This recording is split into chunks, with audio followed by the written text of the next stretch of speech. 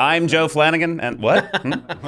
I'm David Blue, and this is the Shuttlepod Show. They're a different personality, so somebody can be one honoring trip. So you can still work, but it's still you. A changeling. And this time I'm from Minnesota. Oh, never mind. Never mind. You're dead. You're dead. Forget it. That's a great idea. The ice fishing is going to be fantastic. Oh, geez. You know, don't tell him I said nothing. Star Trek Fargo. Yeah. It's not catfish, it's poutine. Gonna go and do my convention thing. Got my costume, I'm going now. Yeah, we're having a ball. It's Star Trek, y'all. Hey, there's a order. Beam me up. Hi, everyone. Welcome to another episode of Shuttlepod Show. Today we have very special guest David Blue. We'll be answering your fan questions, doing some Star Trek trivia, finding ourselves on Connor's remote island, and much more. As always, our Patreon members get a full extended version of this episode. I'm Erica LaRose, but before we move on, we have a special message from Andy Robinson. Like, subscribe, and join us on Patreon. Thanks, Andy! And now for your hosts, Connor Trinneer and Dominic Keating.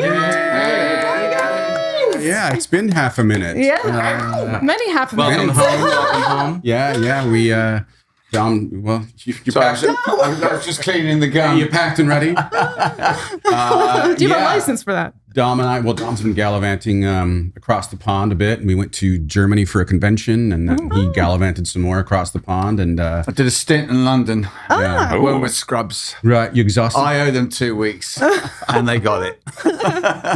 I have the key ring to the women's shower. I don't understand any of that, but perfect. It was a lot of fun. Yeah. And they lost my bag. And they lost your bag. I lost my bag too. We have something in common. Both of your bags? Finally. When we landed in Cologne, they lost Dominic's bag in London. When I got to Heathrow Airport, I've been in London for a week, and I looked up, I said, who am I flying with? So I went to the phone, and it was like, Eurowings. And honestly, my gut just went, that doesn't sound Oh, good. no. Yeah. And sure as shit, we get out the other end, and we meet Ben Browder. Yep. And we're standing at the carousel, and all the bags are coming out. Stargate. And we're chipping. It's all going, yeah, great for the weekend. And then I think it might have been you going, so, Dom, where's your bag? And I'm like, I don't know. And then I went round to where they were coming out, and that bit of the carousel was still. Oh. And I was like, and the other bit was still trundling round. And sure as shit, no bag. And that was Thursday, late morning. I was wearing a Adidas nylon tracksuit. Oh, no. Yeah. Yeah, that's even better. You know, Oh, fuck yeah. Yeah. Really retains any smell you might have developed along the way. They only lose your bag when you have an event that you have to look good It was grim. Yeah. I was really starting to pen. And the lost and found room was all the way over in 2 terminals over. It was like trying to get out of an escape room to find that place. And then, of course, the guy asked me, so this is where you're staying? And I said, well, I'm staying at the Maritime. And he said, in Cologne. And I said, well, yeah, Cologne Airport. Yeah. Little did I know, there are 2 Maritime hotels, one in Bonn and one in Cologne. And we were the one in Bonn. So when the bag did show up, it went to the one in Cologne. Oh, my God. Oh, my God. I didn't get closed till late on Saturday night. But my word, when I did I made full use of that disco. Time slows down when that happens. I remember I was shooting a movie in Nebraska, and I'd never been. So I was like, you know what? I'm going to look up everything. Omaha. I'm going to look up everything in Omaha. I literally had printed out like 20 pieces of paper about Omaha. I get in the car. 20? And yeah, I was like, I wanted to find stuff to do. I've been there. Did that include, killing people in shallow graves? That was like page 19. But like, we get in the car and we're driving forever. And I said, where's the hotel? They're like, oh, we're not shooting in Omaha. We're shooting in Fremont. And I was like, well, I printed up all this stuff for no reason. What's in Fremont? Less. A stop sign. Significantly. Well, we got a good giggle out of Dom not having his luggage, and sometimes hop on the plane from London to come back to LA, and I'm just waiting. I was like, they lost my luggage. He's gonna get a hoot out of this, man. He stole sure it, you didn't did. he? Yeah, he's like, you're not getting this in there. I called through to Eurowings and I said, no, listen. There's a guy. It's never good when you get in an airline and it sounds like a toddler made up the name. Yeah, You know right. what I mean? Eurowings. Fly Euro time. Is that for real? I hope not. We're gonna call it Spirit, Daddy. That's how I felt in like Ryanair. No offense, sorry if you have sponsors. Like Ryanair. I'm like, that's not a real thing. Is that a thing? Yeah, right. You know, The guy. Yeah, Who's Ryan? just a Got a couple dude. planes. Hey, I'm Ryan. I'm your pilot today. Exactly. Well, because it started bad too. At LAX, when I was flying to go to London, the lady captain, she made a big point. I've never had this in my. She came to the check-in gate and said it would really help if we all boarded the plane swiftly, so we could get an early. So we all did that. We all got on pretty swift, and we were sitting there. And then about 20 minutes in, she comes on and she goes, "We have a minor technical issue," and the guys with the orange, things were on, and it was a sensor light in the assist door, whatever the fuck that is. 2 hours later, they booted us off the plane, and 11 hours later, we got back on the plane. Of course, yeah. What? Yeah. Oh, yeah. That's modern times for you. They We did- probably wanted to get you on the plane so quickly so they could take off before someone noticed the problem. We did get $80 worth of vouchers off them, and there was a lovely girl going home from having been an au pair in. She was going home to Germany, of having been an au pair in America for a year. We teamed up, and then we went to the grill with our $80 worth. Nice. And then, what do you know? The table right next door, two people sat down, British, who literally lived 8 miles away from where I grew up in Leicester. And they were great fun. And we got hammered. That's a good day. Well, what else are you gonna do? We were in that restaurant, the grill. I ate everything on the menu. We were bottles of this, bottles of that. We were in there 8.5 hours. Oh my gosh. Anyway, we digress. Yeah. We should talk a little bit about Well, why you're here. Well, ladies and gentlemen, boys and girls, treks and trekkers, without further ado, welcome to the Shuttlepod Show. We are once again here at the Matrix Theater, guests of Rogue Machine Theater Company. And right now we are in a set for, it's called the Blue. Just blue. Just called Blue, which is actually sort of convenient. for our Very guests. fitting. And also, we are taking the shuttle pod through the gate today Yes. for the first time to have a guest. I was going to say, you guys know I wasn't on Star Trek, right? Are you sure? I mean, I would be a really happy boy if I was. I knew Well- you weren't on Star Trek, David. David Blue from Stargate Universe, as among other things. Thank you. Thank you for so acknowledging. much for being on Thank the you show. for having me. I'm honored to be Yeah. here. You are our first gator. Yeah. I mean, Well, it's such technically, I am. Say, Don't take this away from me, Trinneer. No, it's an interesting thing, not to get all like deep about it, but the sci-fi world, especially the con fandom world, is so mixed. Like any of the stars, Star Wars, Star Trek, Stargate, they're all different. It's like the same family, completely different fan bases, different types of conventions and all that, but kind of the same. Yeah. Which I think is the weird thing over time doing conventions and stuff. I've met so many people from other shows that I feel like I'm on them. Like I'm friends with half the cast of Supernatural. I've never auditioned for Supernatural. No. I love Star Trek. I've been a Star Trek fan since I was a kid. I've seen every episode of every show and every movie. I've dressed up, all this stuff. And I've never auditioned for it. Never auditioned Not one for time. Star. No, it drives me For Star insane. Trek. Still. No kidding. Never once. Maybe Because it's obviously coming. the part that you got on Star Trek, Stargate Universe. Yes, it's hard, isn't it? It's all good. My friend wanted to That's the introduce first me time. as David Blue, his friend from Battlestar Galactica. I'm like, Eli is obviously an not me. amalgamation of the fandom of all these things, isn't he? yeah, so funny story. When I got the audition for Stargate, I think I was in New York shooting another episode of Ugly Betty, actually. Right. And it was this vague Great show, sort by the of. way. Oh, thank you. Yeah. I wrote it. It was this vague speak sort of Spanish? breakdown. Un poquito. I don't even know if that's correct. I speak It a is, little yeah. bit. Little Okay, bit, cool. little bit. That's how little I speak. I don't even know if I got that right. Well done. I was a huge fan of Stargate too. I was actually, to be completely honest, I was a massive Star Trek fan. And I had seen all of Stargate. What was your gateway show to Next Gen. Next Gen, right? I watched all of Next Gen with my friends, and then we moved on. Like, we used to call each other at the end of every episode and discuss what had happened. It sounds like my brother who did the same thing Sounds with his really friends. familiar. I ran a BBS for years that had a Star Trek theme. It was pre-internet. The BBS What's a was BBS? your computer So- had a modem, and your modem would call in, very war games, your modem would call another modem. You'd log on, you'd exchange files, you'd play games, you'd chat. And I ran one. No porn. No. No. Yes. No, I was under 18. But it was like you had phone numbers for all over the world or all over your city, and you'd connect. And then eventually that became networked, and eventually that became the internet. No shit. That's how old I am.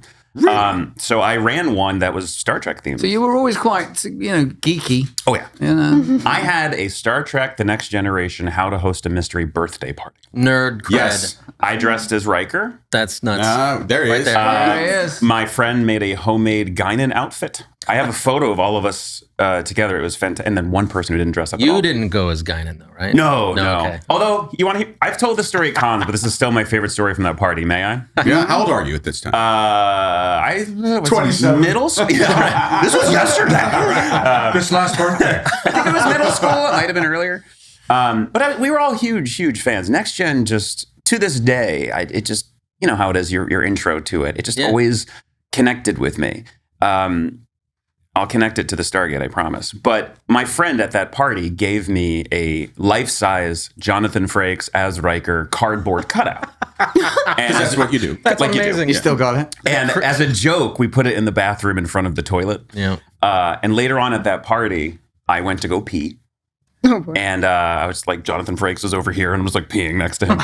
I'm shy. I jokingly went, beat me up, Scotty, while peeing. And there was a blackout at that exact moment.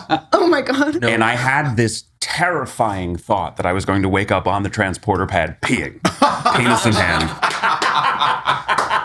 Worst time. Some transporter chief is just staring at you like, with a dick in your hand. we didn't time that right. Galaxy Quest becomes real life. Exactly. Well, the truth is, We're going to do the bigger transporter. can I stay? I'm so sorry. I'm almost done. That's good. The truth is, like, I always had this sort of geeky fantasy that, like, you know, one day I'd be at the ATM and Picard would beam down next to me and be like, we need you.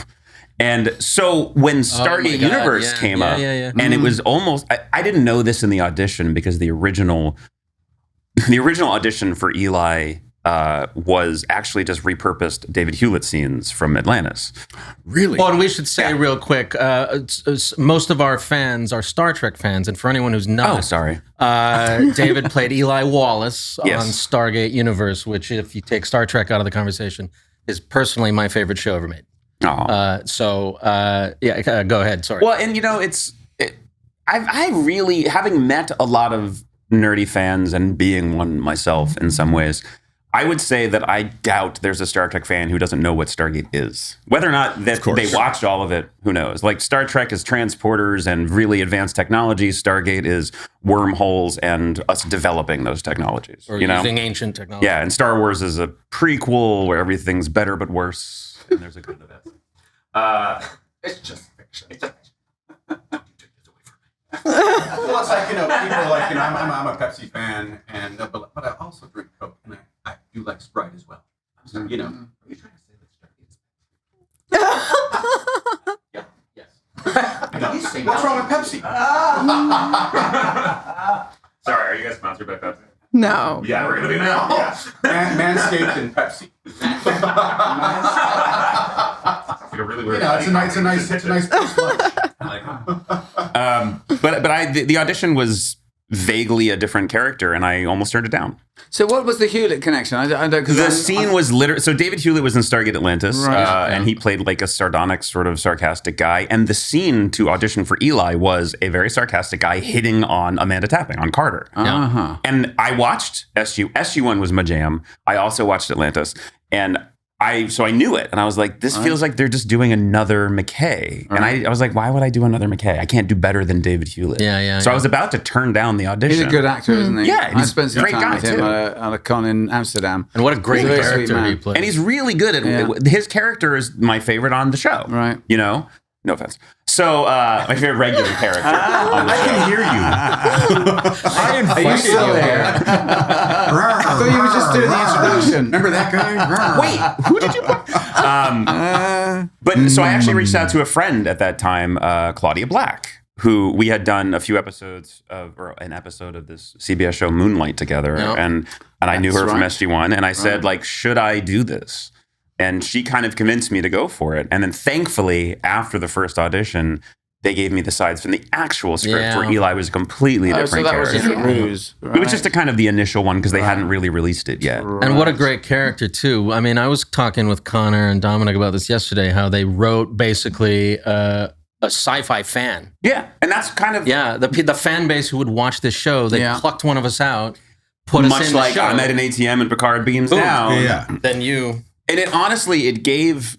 I'm very grateful for it, but it was really a lot of pressure because from the beginning, I remember after the test, I was at an event and Brad Wright and Robert Cooper called me on conference, the showrunners and creators, called me on conference call. Robert C. Cooper.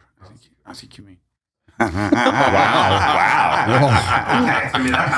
Note to self. Didn't look at my notes beforehand. They said to me, they're like, you're going to be the audience surrogate. So I just want to make sure like, who you are. After you got the job. No, this was before. This was after the test. So they were not aware of your aficionado status. No, and what's funny is once I said that, I think it was maybe the TCAs or something like that. It was the first time that I admitted that I had seen all of Stargate, and they went, ooh. And then they ran with it. Good, yes. I became in a pressure way. I became like this. It bothered me at the time a little bit. I love it now, but it bothered me at the time because everyone started treating me like I won a contest. Oh. You know what I mean? Yeah. Like I was at a Right. convention and they're Yeah. like, "Oh, you won the raffle. You're going to be on the show now." I was at Ralph's and all of a sudden I'm on the show. Yeah, I was like, I earned this. I mean, even my castmates loved to give me crap about it. But at the same time, it was really nice because it allowed me the ability to play the conduit and look at it that way and kind of approach the character like my parents who had never seen Stargate were watching. Right. Well, you also, nice thought. had the advantage. We talk about this a lot where once they knew that, I imagine they were like, oh, we know exactly how to write him. I don't know about that. I believe, and maybe I give too much credit to every writer, producer, showrunner I know, but I believe they had a full plan. That being said, we rehearsed. Plans go out the window like in a hot They second. never do. Did you see that article about Lost? Oh, crazy. They've got Oh, three, yeah. Oh, my Lord. They've got 3-4 episodes maybe, and then they're And winging. they need you. They need your voice. Yeah, it's They start interesting. throwing things out the window once the magic that happens between the performers as they find their characters, and then they start throwing out the playbook and rejigger. Yeah, but that's what's fascinating, I think, from good showrunners, good writers, good producers, is they know where they're going, but they're not locked in. They're willing to change. They're willing to grow. to let your voice. But I did lead them. see a few changes. Like we were doing the table read of the first episode in the Atlantis Gate room, in the shadow of the Atlantis Gate, which was kind of cool for a nerd. And I looked over and Brad and Rob were like really staring at us as we were reading. And at the end, because I'm a producer, director, writer as well, I was like, just out of curiosity, what was that? And he's like, we were seeing how you talk. We were seeing how you all are. So we could start bringing that into the character. Oh, so cool. And they very much somewhat did. Like the character wasn't me, but there were parts of me in him, in Eli. But at the same time, it's funny how some things started to go away that I ended up having to, like in season 2, I think I went up to Carl Binder and said, hey, I don't quote movies anymore. I love that I did that. Yes. And he's like, yeah, you're right. He's like, we kind of stopped doing that, was didn't we? I'm coming like, can fun I and add goofy. this? Yeah. And he let me add one in the next episode. And Yeah, they the were Planet really... of the Apes stuff was really good in the beginning. Oh, that was them. That was them being That was awesome. them. That's Yeah. actually really interesting because I a think lot we- of your character kind of seems in Eli Wallace and Stargate Universe. It kind of seems like there was some ad-libby fun going on. Well, you know what's interesting? So the Last Starfighter reference in season 2, that was me. Because when I got cast in the show, I'm like, this is the Last Starfighter. Yeah. And so season 2, when I had an opportunity, I'm like, can I bring this up, please? And they let me. Aside from that, we got a really interesting, I consider, compliment from, I forget who it was. It might have been Carl, from one of the writer-producers, where he said, we have to write less for you guys. I was like, what do you mean? He's like, you guys make the most of everything we give you. So we've learned to write less so that way you fill up with your moments and with your acting, whatever. Right. And I consider that a huge compliment as an actor. that's- Definitely. It wasn't is, yeah. overwritten Less in is- any way. less Don't have is to more, less is over-explain more. it because the performances are there. Have Yeah. they written other shows? Was this their first time No, I mean, doing Stargate? Had they written Carl or the other ones? Carl or Brad? Carl wrote He was the writer or co-writer of Pocahontas, the But animated no other film. Stargate stuff. This was Brad and Rob did SG-1 They did and all the Atlantis. Stargate shows, So the original Stargate movie was a fantastic movie that everyone should watch, and I'm assuming at this point has, Seen with Kurt Russell and James Spader and yeah. French Stewart, actually, funny enough, since he was later on Yes, the he show. was indeed, yeah. And a lot of people. And then that was, what's the name of the producer of that? Yes. Crikey. Long name. Does all the big Did boom boom movies. the Not Day De After Laurentiis. Tomorrow. and, No. Independence Day. I'm forgetting the name. But he did the movie. What was it? Dean Devlin? No. Roland Emmerich. Roland Emmerich. Roland Emmerich. Nailed it. Roland. So he did that, and then they did a La Poubelle spin-off Roland. continuation of SG-1 where Richard Dean Anderson, who played MacGyver, was taking over the role of Kurt Russell's O'Neill, but sort of not because he added an L. And then Michael Shanks was taking over the role of James Spader as the nerd. So it was kind of a continuation of the film. Right. And then that went on for 10 years. And then Atlantis that was the next form. spinoff, went on for 5. Yeah. And then we were the third spinoff.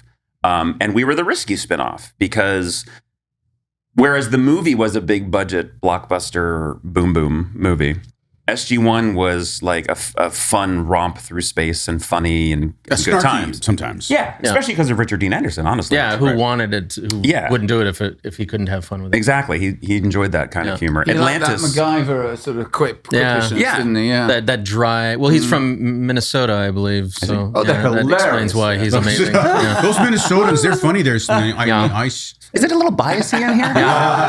It's the other Jewish state of America. And then Atlantis was the more, I would say, fun adventure version. Yeah. And then there's a controversy to it, but then Universe was the gritty, realistic version. Tonally, it was much Oh, so different. different. Yeah. Which I loved, and honestly, I don't think anybody would have done it if it wasn't different. Like I said, I didn't want to do more of the same. It was. I would like there. SGU had an intensity to it. Like everything when the show opens with all these people ending up on this ship. They don't know where they are, but they're billions of light years away, and the ship starts dying because it's 1 million years old, and it hasn't hosted people in that whole 1 million years.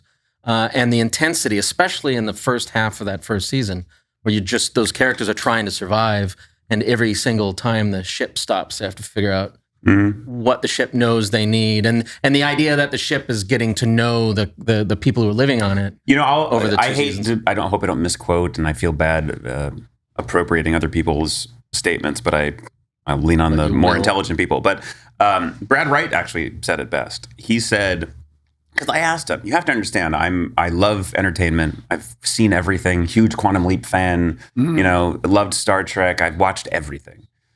Eli and I have that in common. But I'm very curious as a writer, as a producer, as a director, as a creator as well. So I probably bothered the hell out of them asking questions. And one of the things I asked was, why did you do this show? This was early on when I thought I had the right to ask things like this. Yeah. You sound like you haven't even realized when you're working for the man. Yeah. Don't ask. You get one. Yeah, exactly. But I said, why'd you do this? And he very intelligently explained. He's like, by the time we were done with SG-1, there wasn't risk anymore. They were gods. Yeah. Literally, some of them. Right. And I wanted to explore risk again. What if they don't always win? Yeah. And I, as a creator and as a fan, love that. I love slow burns. I love you don't know how it's going to end and surprises and all of that. So but the ability to do that, any of us would have signed on in a heartbeat. And the Stargate itself in Universe, it's a character. And it's touchy, and it seems to have a personality, and it spits you out. like actors. And It's like- but there's something about that I didn't recognize, at least when I was doing Atlantis, that it had that kind of, there's a certain terror to it about what you were going through. Yeah. Oh, yeah. Because it fucks you over so often. I love the fact that you can be in a dressing room at Bloomingdale's. The horrible time to go. Connor, you talk a lot about how the Enterprise is a character in and of itself. It's the star of the show. Yeah. In all of the iterations of the franchise, the ship itself is the ship takes care of the crew takes care of the ship. Yeah. Or the It's the main station. character. Yeah. Well, when you think about space shows, it's like a submarine. Yeah. You're if there's a hole in the wall, you're dead. Yeah. It's not just like, let's leave the building. You're in the submarine. You're in the ship. So it has to be a character because it is literally part of your Watching survival. your show last night, the Poseidon adventure came to mind. Yeah. Absolutely. The ship was upside down and slowly sinking. That Silent Running. What's that Bruce Dern movie with Huey, Dewey, and Louie, the little robots? Is it called Silent Running? It is. Yeah, Silent Running. You ever seen that? I probably have, but I can't remember it at all. Oh yeah, Bruce Dern's on a spaceship, and he's got these 3 little robots who are his friends. He's tending a garden. Oh yes, and he has to. It's old. It's old. Yeah. But it had Judgment. That's old. Did you see it on reruns when you were a kid? Yeah. It's okay. I've been rewatching Donna Reed, Andy Griffith, and Dick Van Dyke show during the pandemic, so I'm in that mindset anyway. You didn't do What's that Tiger King? network? No, I've just been watching it on Amazon Prime. Oh really? Yeah. I love it. It's a whole time capsule. I'm always curious too. What was your audition process like? We've all had different ones. They had him on a. Rick Berman had Dom's photo on his desk. That's for 2 years. I went up for Voyager for a guest star, and they didn't. I thought I was going to get it, and didn't get it.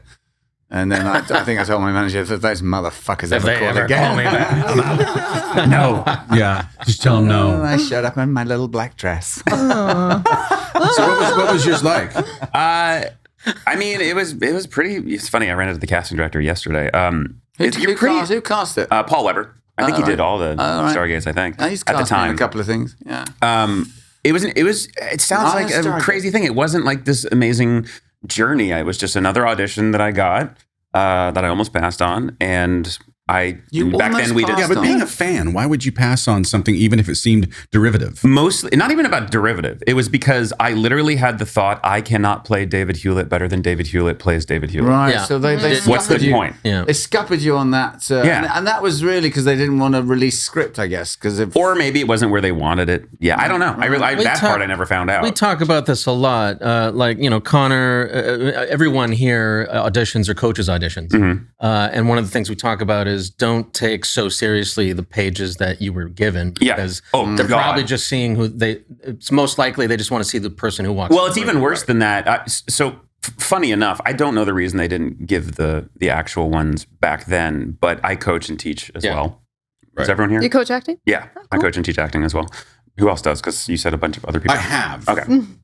I tell this story all the time. I auditioned for an episode of Lost. Now, nowadays, there's so much NDA and confidentiality that half the time you don't know what you're auditioning for. It's hilarious. When I auditioned, I auditioned to play Han Solo in Solo.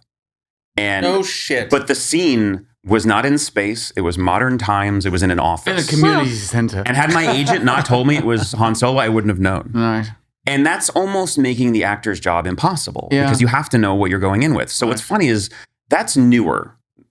However, I auditioned for an episode of Lost, a guest star on Lost, and I loved Lost.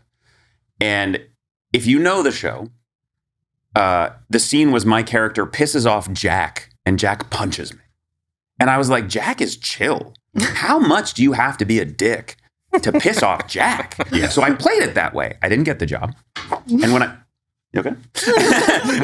and when I watched the episode, nice. Jack's here. What'd I do? It's the casting director. It's like, you finally told the story. When I finally saw the episode, it was Locke that punches him. To piss off Locke, you have to be alive. That's it. It's a completely different you have performance. to walk into the room. It changes how you would have done it. And I think a lot of these confidentialities ruin that in a way. And funny enough, I'm amazed they called me back because playing even my version of David Hewlett's character, they saw enough in it that I was able to then evolve that into what I saw as Eli. Right. But it's a weird thing as an actor nowadays. Half the time, because as a coach, people will come in and I think part of my value to them is I can read between the lines of the script to tell them what's actually happening. Right. Yeah. Because most of the time That's always what it is. Yeah. It's not revealed. It's what's not on the page. I coached somebody for Picard. And I'm friends with Terry Metalis and, a lot of people who are on the show Tell now. him to come on the show. God, I knew that was going to Come happen. on the show. We've been messaging him back and forth. That's weird. He was on my podcast. Yeah. But I coached somebody for it, and even watching that, I was I'm like, really going to piss it. He used to get me fucking coffee. I love that, by the way. I also saw the clip of you realizing it was him. But I love... See, this is one thing that I do love about fandom, especially how long fandom has been around, is watching people who were fans grow into people creating, Right. But The Revenge of the Nerds. 100%. Full on. And also, other than just being a good human being, well, you should be nice to everyone you meet along the way. But it's a fascinating evolution, really. And I think those are the good, not gatekeepers, but those are the good stewards of it. The people who know it, who understand it, who are part of it. And I think that's why, Picard was amazing as it was, because you have somebody who gets it. The third season was terrific, wasn't it? It was so much fun. Yeah. Todd Stashwick is a good friend of mine, and the amount of shit I still give him to this day. I'm like, you son of a bitch. I'm so jealous. Yes, he really. I was too. He killed it. He was so good. I mean, he's good in everything he does, but even just his character, I was like, I hate you. Like, He was a great character. What did he call it? The first millennial captain? Yeah. First Gen X captain or whatever? I mean, even just I don't know if he's selling them, but like the pins that just have him say no. Yes. You're like, Right. I love it. Yeah. Like, it's I don't know. I love... One thing about doing conventions and becoming friends with people from multiple franchises is running into people and realizing how much they respect that franchise and the fact that they're part of it. And this is one thing that I've noticed changing. When I was auditioning for Stargate, I was switching managers at the time. And I met with 7, and 6 of them told me not to take it. And I was about to test at this point, and they're like, don't do it. Because what? Why? Because in their words, and this was it 2008, 2009, they're like, you do sci-fi, you're screwing yourself. You're never coming. And that's changed a little. Yeah. That's changed. But back then, it was definitely a thing. It was, you go off to do sci-fi. It's kind of like doing horror. That's your world now. You're not allowed to do anything else. And I very much wanted it because it was my first series regular test. Right. I loved the script. I loved the character. I enjoyed the franchise. And so my 7th manager I met with was like, no, you should do it. And that's the one that I ended up going with. But sometimes I wonder what my life would have been like, because I was just fresh off of Ugly Betty at the time, and I was going out for bigger things. Like, what would it have been if I hadn't taken it, especially after we were canceled? Okay, well, so do you think that having taken it, it did color a career going forward? I mean, what do you sense? Not it. I don't regret it at all, but not it. I think shooting in another country for 2 years that doesn't help. because that meant that I wasn't available to do anything else. Right. Yeah. Our hiatus Shot in was Vancouver? Yeah, shot in Vancouver, which I fell in love with. I missed that city. Yeah, it's a beautiful city. Isn't it? You stay at the slut. The first few weeks, that hotel. The bar at the Satan. I had so many Vancouver stories. We don't have to only talk Stargate. Let's do bar at the Satan. That's not on camera. But our hiatus was December, January, February, and nothing shoots. Nothing's then. going on. So literally, it was just go do Stargate for 2 years, and that's it. I think I had 2 auditions for feature films during the entire 2 years of filming SGU. Did they think it was going to go longer than 2? Oh, yeah. Yeah, it was always 100%. Right. We should have, too. But 100% they thought it was going to. I remember when we got renewed for season 2, one of my co-stars said, if we go 2, we'll go 5. He was not correct. What year did you get? What year was the second season in? I think we aired 2010, 2011. So, I mean, look, the landscape of TV had definitely sort of settled, and it had changed and settled. But yes, well, were your numbers do you want that? May I eliminate you? Go, so what's funny is I've actually answered a lot of these questions at conventions and stuff, but for some reason people don't Google things. So I finally did like an episode of my like Twitch channel where I just said, I'm going to lay it all out, and still not everyone saw it. So here's what happened. We fell into the perfect storm, unfortunately. When we premiered, some publicist, in the same press release where they were announcing that Atlantis was getting canceled, they announced us. One had nothing to do with the other. They were done doing Atlantis. Your name came associated with... I mean, not my name personally. Good Lord, that would have been terrible. But no, they literally, like in the next sentence, it was like, we're ending Stargate Atlantis. However, we have a new show. And you're like, And even as a fan, I was like, no, you just stepped in it. Yeah. And immediately people blamed us. They thought we were the reason. Had nothing to do with it. They were going to be done with Atlantis regardless. They were done. They were finished. For 12 years. The spinoff was 5. Atlantis was 5. But the thing is, a lot of the family met I guess more than Star Trek, because it was all in the same time period. There was a lot of shared family, a lot of crossovers and stuff. So that was the first part of the perfect storm. The second part was MGM went bankrupt, and they were one of our co-producers. Yeah, that was a thing. That was a real thing. And they were very much, I joked that Sci-Fi and MGM were mom and dad, and they were dad. And so they went bankrupt, and all of a sudden Dad was gone. Dad was gone, and Mom was like, oh, shit. And then Sci-Fi rebranded into started dating someone else. Pacific. So they rebranded. So all of a sudden, all these things happened at the exact same time, and it kind of... I am extremely protective of fandom as a member of fandom, and I love fandom. But one thing fandom loves to do, and I wish it didn't, and it's the only reason I talk about it, is eat itself from the inside. I hear that. Oh, Much like the world loves to build things up and then watch it fall, fandom loves to love something and then attack it if it's not exactly what they want or what they predicted, Lots even though of they're passion. not. We walked through that with this show. Yeah. We're witnessing I'll a little admit bit of it. that with this show. I hate to admit this, You know. and I'll admit it to you, friend. Yes. Who I've known for a while. Part of the reason I ended up not watching Enterprise for a while was because it felt different to me at the time. It wasn't the Next when it Generation? came out. Next Gen was my jam. Deep Space Nine a little bit less. Voyager wasn't really for me. And then so by the time Enterprise came around, I'm like, another one? Nah. Right. And I just didn't watch it, even though I was a huge Quantum Leap fan. And I was like, just bring it. Usually I would watch anything with just him in it alone with Scott. And it was the pandemic where I finally was like, I can't sleep at night. Let me rewatch some stuff that I enjoy. And I watched all of Next Gen. And then I rewatched Deep Space Nine. I went, wow, this is a lot better than I remember now that I'm an adult. And then I watched Voyager and I texted Robert Picardo and I was like, shit, this is so much better than I remember. And I'm like, let me give Enterprise a try. And I was like, fuck, I love this. Like it's the hubris of youth and it not being what you expected. And fandom loves to do that. They love to be. Look at Daniel Craig getting cast in Casino Royale. He's not James Bond. And then they see it and all of a sudden they're like, he's the best James Bond. They are not willing to wait to watch, not the majority, but they're not willing to wait to watch. The problem is, if the past few years have shown us anything, it's the bad minority is usually the loudest, the hateful one. Yeah. And we experienced that in spades. We would go to conventions and there would be people handing out flyers saying, don't watch SGU, because if we can get it canceled, Atlantis will come get our back. show back. Oh, yeah. They made a website called sgusucks.org. That's terrible. And there would be terrible. pamphlets on the chairs of our panel. And and then some actors on some other shows were also, we all saw a clip. One day we were filming in Vancouver and we saw a certain actor saying, hey, you guys, you should really rally against this, because if so, maybe they'll bring our show back. We have a And I was special like, word in London for them. yeah, we use the same Starts words. with a C. We use the same words. And it's not a term of endearment when you say it like that. And we were, and it's just, I was really sad because I was like, it felt like my own family was not the majority, but the loud minority was rebelling against us. So we were kind of fighting this perfect storm. At the same time, I knew we were doing good work. We would get together and we would watch every episode together, usually at my place. Everyone would come over, we'd pop open a bunch of alcohol, we'd watch the episode, then we'd play Rock Band, which you want to see a funny video of Lou Diamond Phillips playing Rock Band. It's amazing. We loved it. The fans responded really well at first. I think I predicted this to Robert Cooper and he's like, it never happens. I'm like, I bet you we're going to go up in ratings from episode 1 to episode 2. And he's like, that doesn't happen. And we did.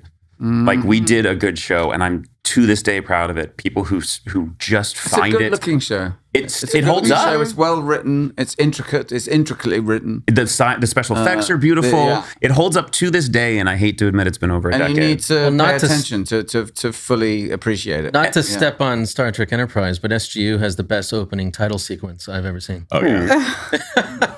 And theme song. Yeah, it's just just SGU, and then it goes away. It's But magnificent. also, it is a different show within the franchise tonally. It's just different. I mean, there's much more of obviously there's a militaristic presence in all of them, but SG-1 and Stargate Atlantis most definitely, this is one of the things I had a problem with, was that there never felt like there was a great deal of danger that was accepted and played. It was always it was a bit snarky. Yeah.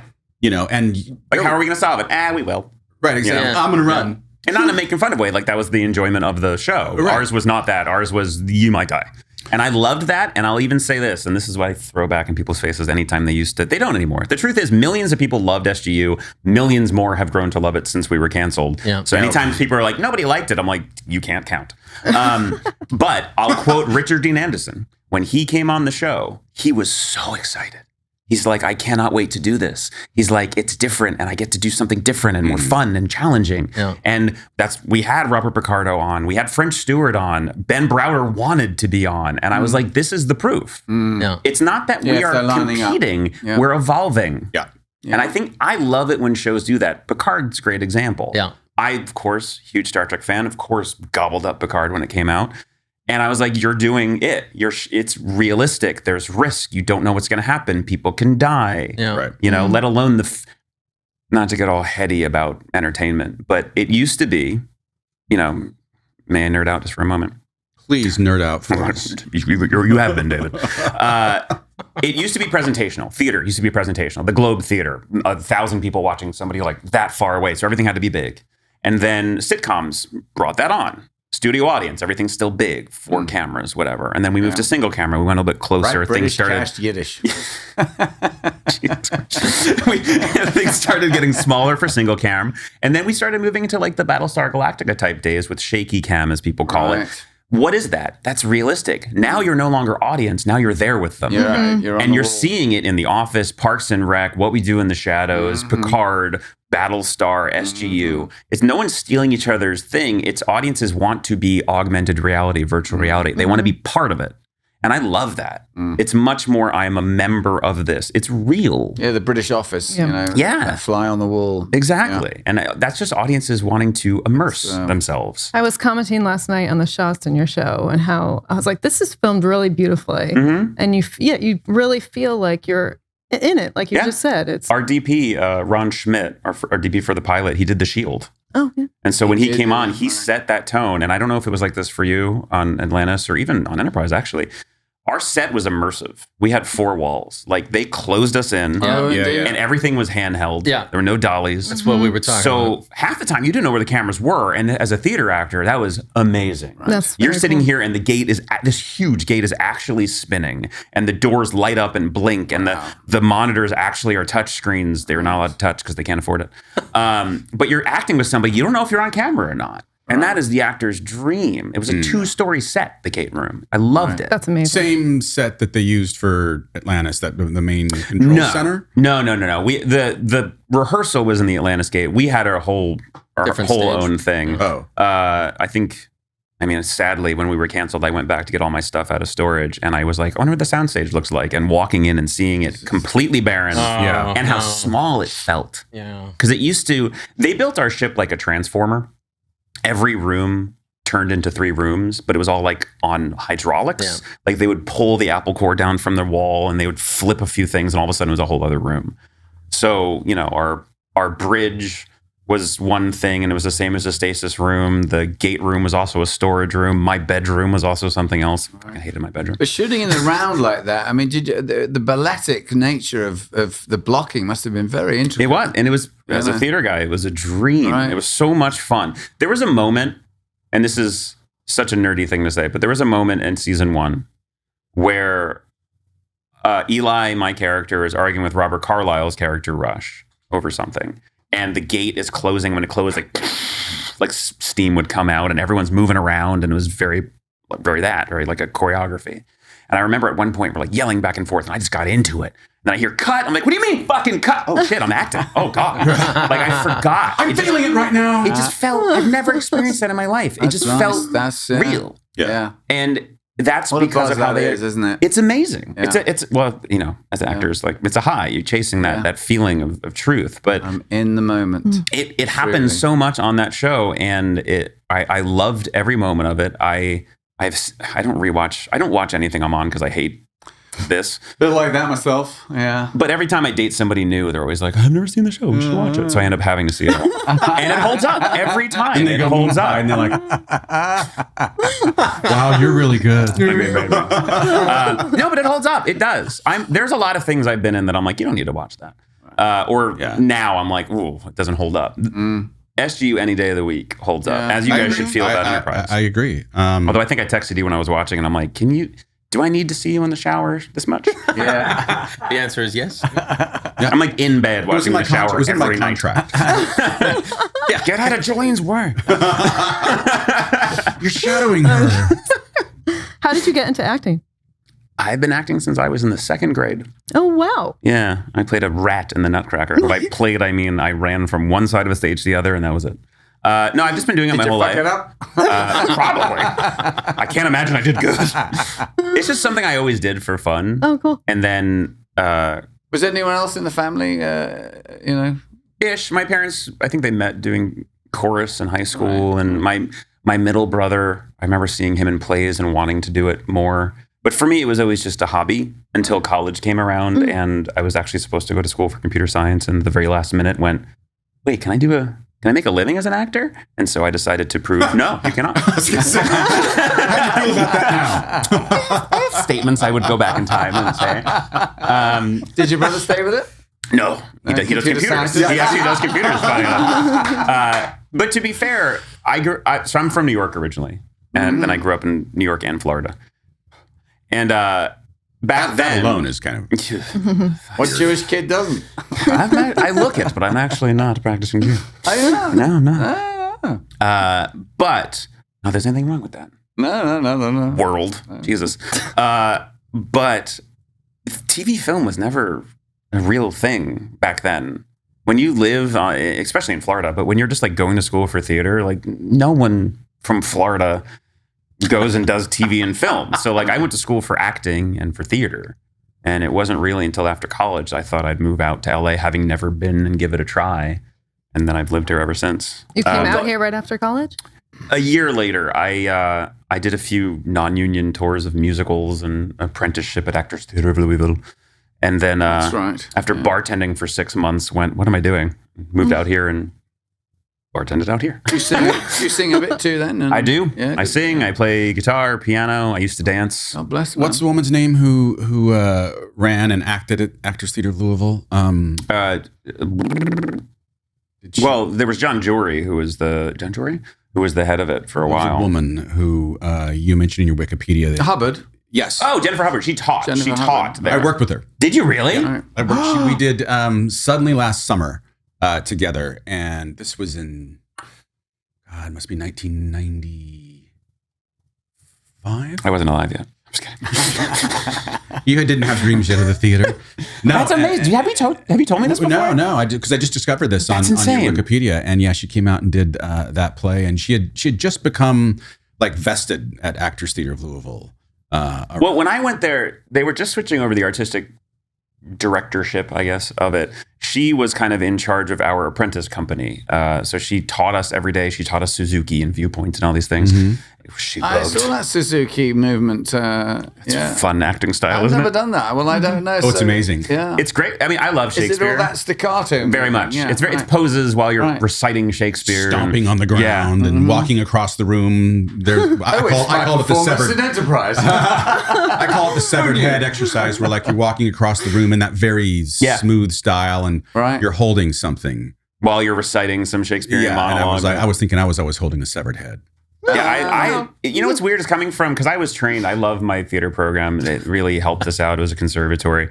So they taught us Meisner method, all these things. And then going to Actors Theater.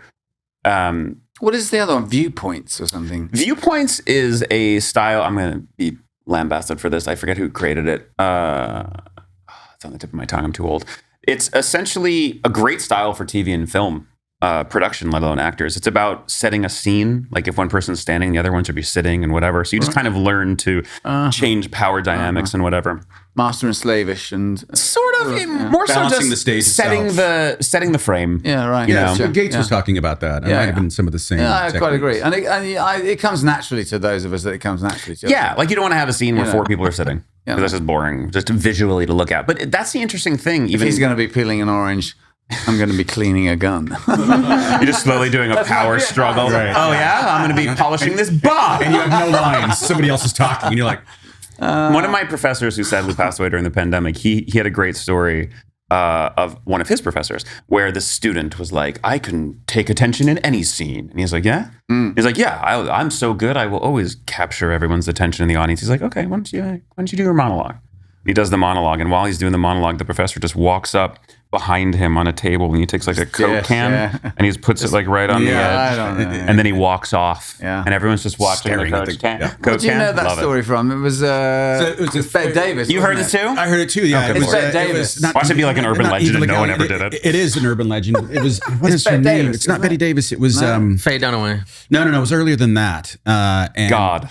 It was. It's The ingenue was stealing the scene It was every Jesus night. Christ. You sure it wasn't Bette Davis? I think it was like She does exactly the same. Was it that? So this is a reappropriated Puts a story. glass of wine on the It mantelpiece. was a martini glass. Tallulah Bankhead, I think it was. Yeah. Oh, okay. Yeah, Wow. back Tallulah Bankhead. Tallulah And Bankhead. she's doing a Broadway show, and the ingenue's getting all the stuff, and she was like, Watch tonight. Watch this. And she puts the martini glass at the edge of the mantle on the fireplace, Yeah. and she was like, So everyone's like, Yeah.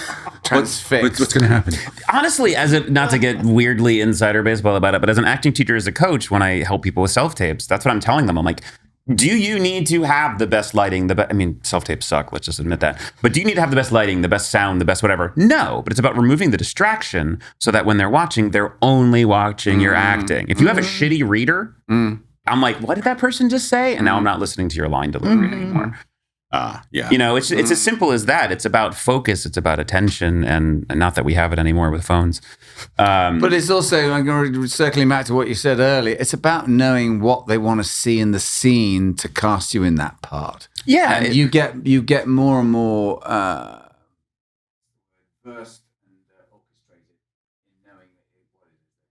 Well, yes, although I've had my mind fucked many a times. For example, my test for Stargate Universe. We don't have to talk about just Stargate. I swear I can talk about other things. We are, David. I'm the one who keeps bringing it back, aren't I? think it's high time. Well, no, because this goes back to like me overstepping like I always do. Like I am masterful at swallowing my own foot. So Oh, I see that. during damn it. And then we can talk about me. So anyway, more about me. No, but it was actually like a really interesting educational moment for me with the test because they made us, for some reason, auditioning for Eli. There was only like 5 of us, I think, or 4 of us. And they said, please bring a headset and a computer because you're supposed to be playing a game in one of the 3 scenes. And I did. And at the end of my audition, I said thank you, and I stood up, having not disconnected, and the headset ripped off my head, and it broke into 3 pieces. I was like, "Oh God!" And I picked it up, and it broke again. And it was just like a comedy of errors. And I said, "I live here now," and I just made a joke of it, and then I left. And so I got cast.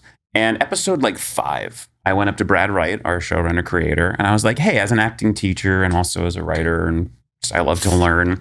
What was it about my audition?" My performance, my character of Eli that made, and he's like, it wasn't really your performance. And I was like, great. There's this thing where you just fucked up and you couldn't leave and you made a joke about it. I'm like, Oh my God. Isn't that amazing? great. Yeah. All that work you've done, and it was a mistake. Yeah. Meanwhile, I quit smoking years before by the cigarette waiting in my car because I was so nervous about this audition. And you're not Jewish. I mean, actor, it's the same thing, really. It's just neurotic. It's the Neurotic. 2 sides, the neuroses, the neurotic point. But you get to LA and things go well. Initially, don't they? No, I waited tables. I couldn't even find a job waiting tables for 6 months. I did non-union background work on everything from Charlie's Angels Did you? I misread this then. to well, no. Oh, what you probably read was what a publicist wrote, Right.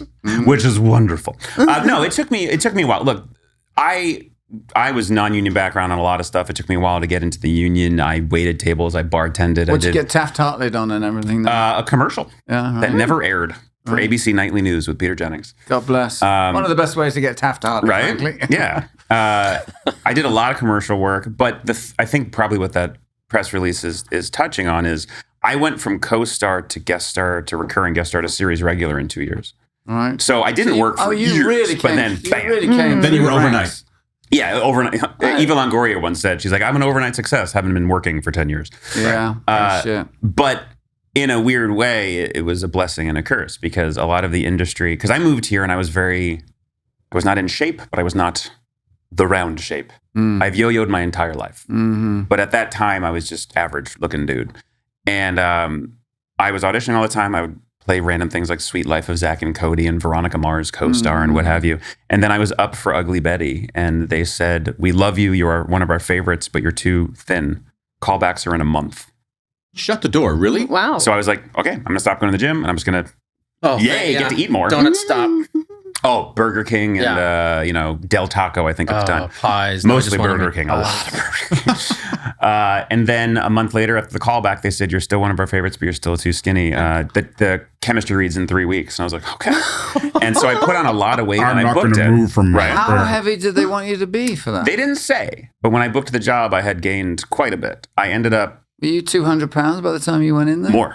What's wrong with shut 200 up. Wait, I'm pounds, 6 Dominic? foot tall. 200 pounds for me is like That's- doing well. Doing well. Like right now, I'm probably 190. Right. So I gained a bunch You of were weight. I 240 booked it. maybe, and wow. By the time, so I did Ugly Betty, and then I immediately booked Moonlight, and I worked regularly as an overweight It's like actor. your De Niro Raging Bull story where they take the time off. Kind of. You got to gain the weight. Yeah, and it'll never happen. Nowadays, it's like the callbacks today in like an hour. right, you yeah, know? right. What can you do? I mean, Rent a fat suit. what's the matter with putting him in a, can you say fat suit anymore? I think so. I think I can because they said it on This Is Us. Yeah, well, It gets hot. Because he lost weight when what's his name? When he got cast, he lost weight, and they ended up having to put him in one because they're like, he plays Toby. I forget his name. He's a great actor. All yeah. right, all right. But it's a wild thing in this industry because I ended up gaining about, at the time, probably 95 pounds Wow. by Stargate. I was 285. That's what she 290s. oh. And 95 pounds. give or take. About, 10 more than that, but yeah, he's close. 95. It was funny because on Stargate, when I got cast, I went up to the producers and I was like, "Hey, I'm not feeling great." And Did you? Yeah. Well, yeah. I was having like intermittent chest pains and I was always tired and I was in a serious relationship at the time and she always wanted to like explore the city and I was exhausted. I'm like, I'm taking a nap. I just ate. Yeah. Again. Like I was seriously like, I was so tired. Yeah. So when I got cast, I said to them like, look, I'll do the bus tour. like send me Those are pictures. really great. I'll make dinner when you get home. Yeah. I mean, and she was incredibly skinny. So like when I wanted a whole pizza, she's like, let's do it. But like I'm gaining weight and she's fine. Right. So I said to them, if this is going to be a survival show where it's going to be hard to get food, I would really love to use this as an opportunity to get in better shape. And they were all for it. So I started losing weight on the show. I lost about 45 through 2 seasons. And then after the show was canceled, I ended up losing about 85 pounds. I got to say, that's pal, great. that's a huge commitment. I'm not sure I'd want to put on 100 pounds to play a part. I wouldn't do it again. I don't think he I was youthful and I was like, how hard can it be to lose the weight? And how long did Betty last? How many seasons did you Ugly do? Betty was on for 3. I was only recurring and I only recurred on seasons 2 and 3. Right. But it's a stint of time. Funny enough, the last writer's strike was my first season. Is that right? And after my first episode, they said, we want to keep you around. And then I read an article. The showrunner gave an interview during the strike, and he said, was there not a strike, David Blue would have been a series regular. And it's like, I would have been a series regular years before I'm a series regular. Right. Thank you for saying Same thing for Moonlight. We were filming the last episode of Moonlight with Claudia Black. And the new showrunners came up to me and they said, we're pitching you as a series regular next season. And we were canceled the next day. So there are all these like little near misses before Isn't Stargate it Universe. funny how, like, I've thought about this recently. I almost feel like, I missed the golden age and the time that we were going and we got canceled. I always feel like I'm a little bit just past the moment where it was great. Yeah. Yeah. Yeah. 100%. The 90s. Yeah. Or just any, heyday. it always feels like you're chasing the dragon almost like you're like, oh, didn't you? I actually had a conversation happen once. I called my business manager back when I had one, freaking out. I'm like, I might never work again. And she said, David, I've been in this industry for a long time. When you reach the level that you've reached, you always work. And I wish I could go back in time. Well, that's right. So between 2000 and 2010, the biggest change in our industry was not just the streaming or the DVRs or any of that stuff, the way television networks worked. It was the fact that the studios stopped getting run by experienced producers and filmmakers, Creators. and started getting run by MBAs and lawyers. Business, Harvard business people. And, Succession, which is a wonderful show. Succession did it really well, where it's like when a billionaire is running Don't spoil something. me. I'm halfway through season. Oh, this is not a spoiler Episode at all. 9. I mean, I don't think billionaires are bad people. It's much of a spoiler. No. Okay. Unless you want to give me some. Right. But it's that idea that somebody who has billions of dollars doesn't care if they lose a few $100 million. And it's not about the money, it's about winning. Yeah. So like even with, not to get political about it, even with the modern strike, you can't have a non-creative in charge of something creative because they don't understand what goes into it. They don't understand why writers are needed or producers or directors or editors or cinematographers or sound people. Agreed. And they seem to want to be able to sort of, orchestrate it. That's where you get to, where there is a formula, and ChatGPT's that going to formalize it, and they'll just get gig workers in as writers to spoof it up. Which is wild when you think about it, because ChatGPT is paper mache.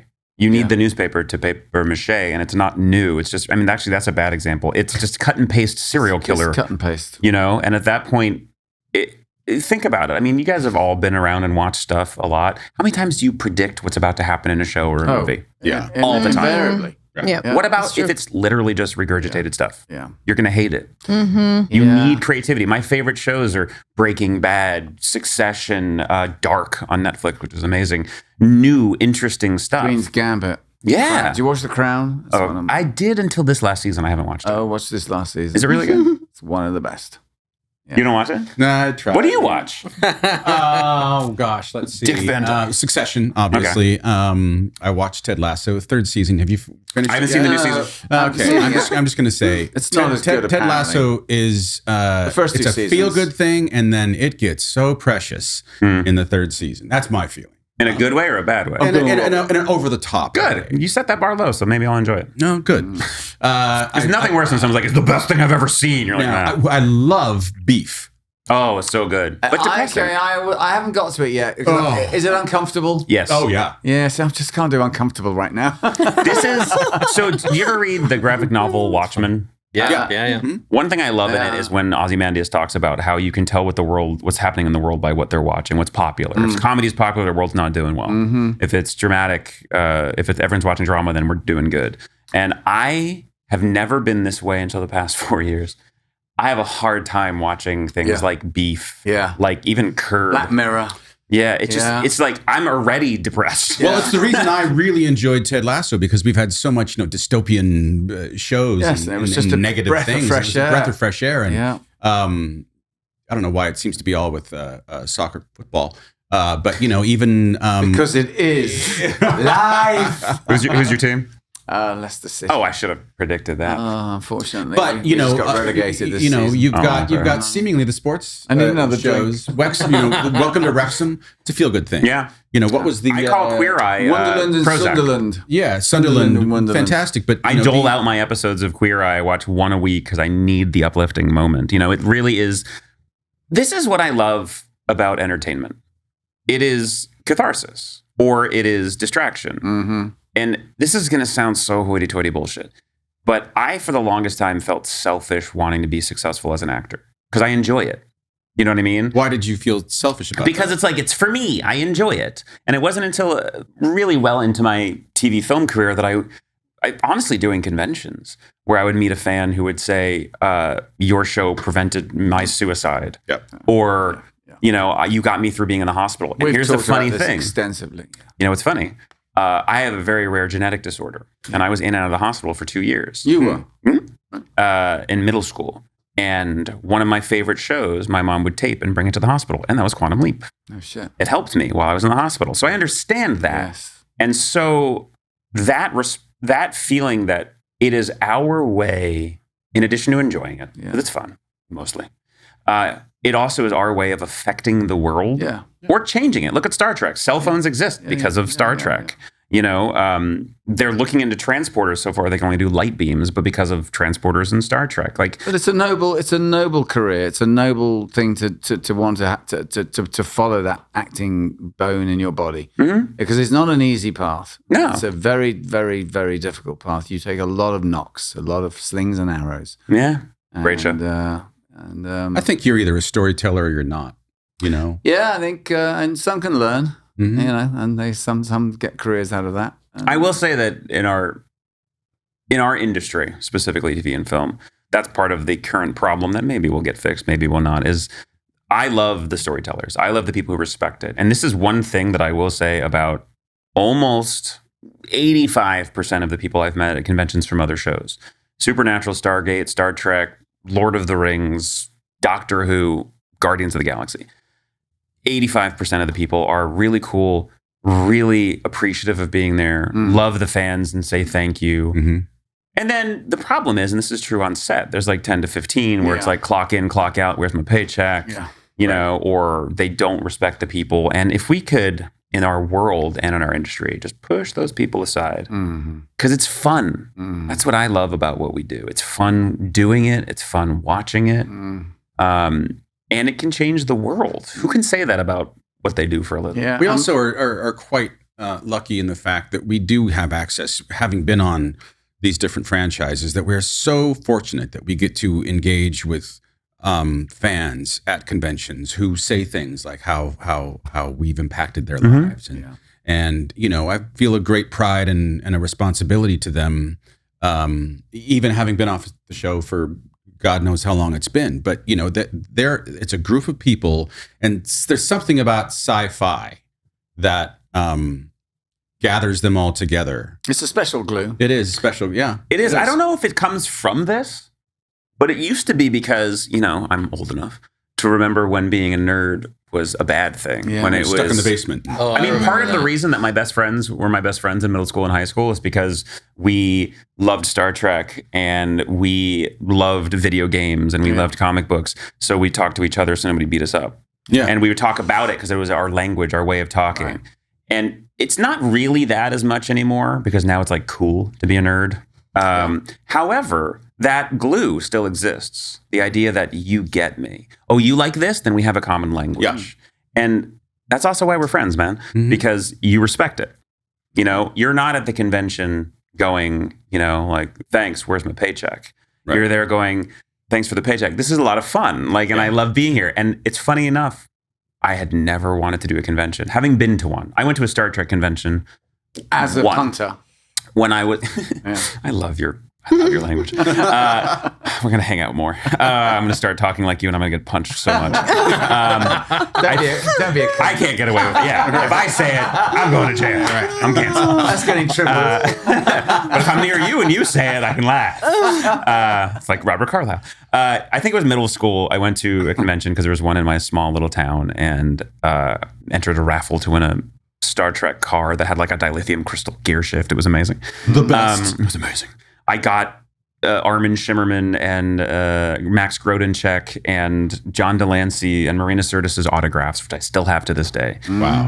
And I think I bought 2 of them and I got 2 of them. them. Right. Well, that's the weird thing. Well, I'll get to that. But it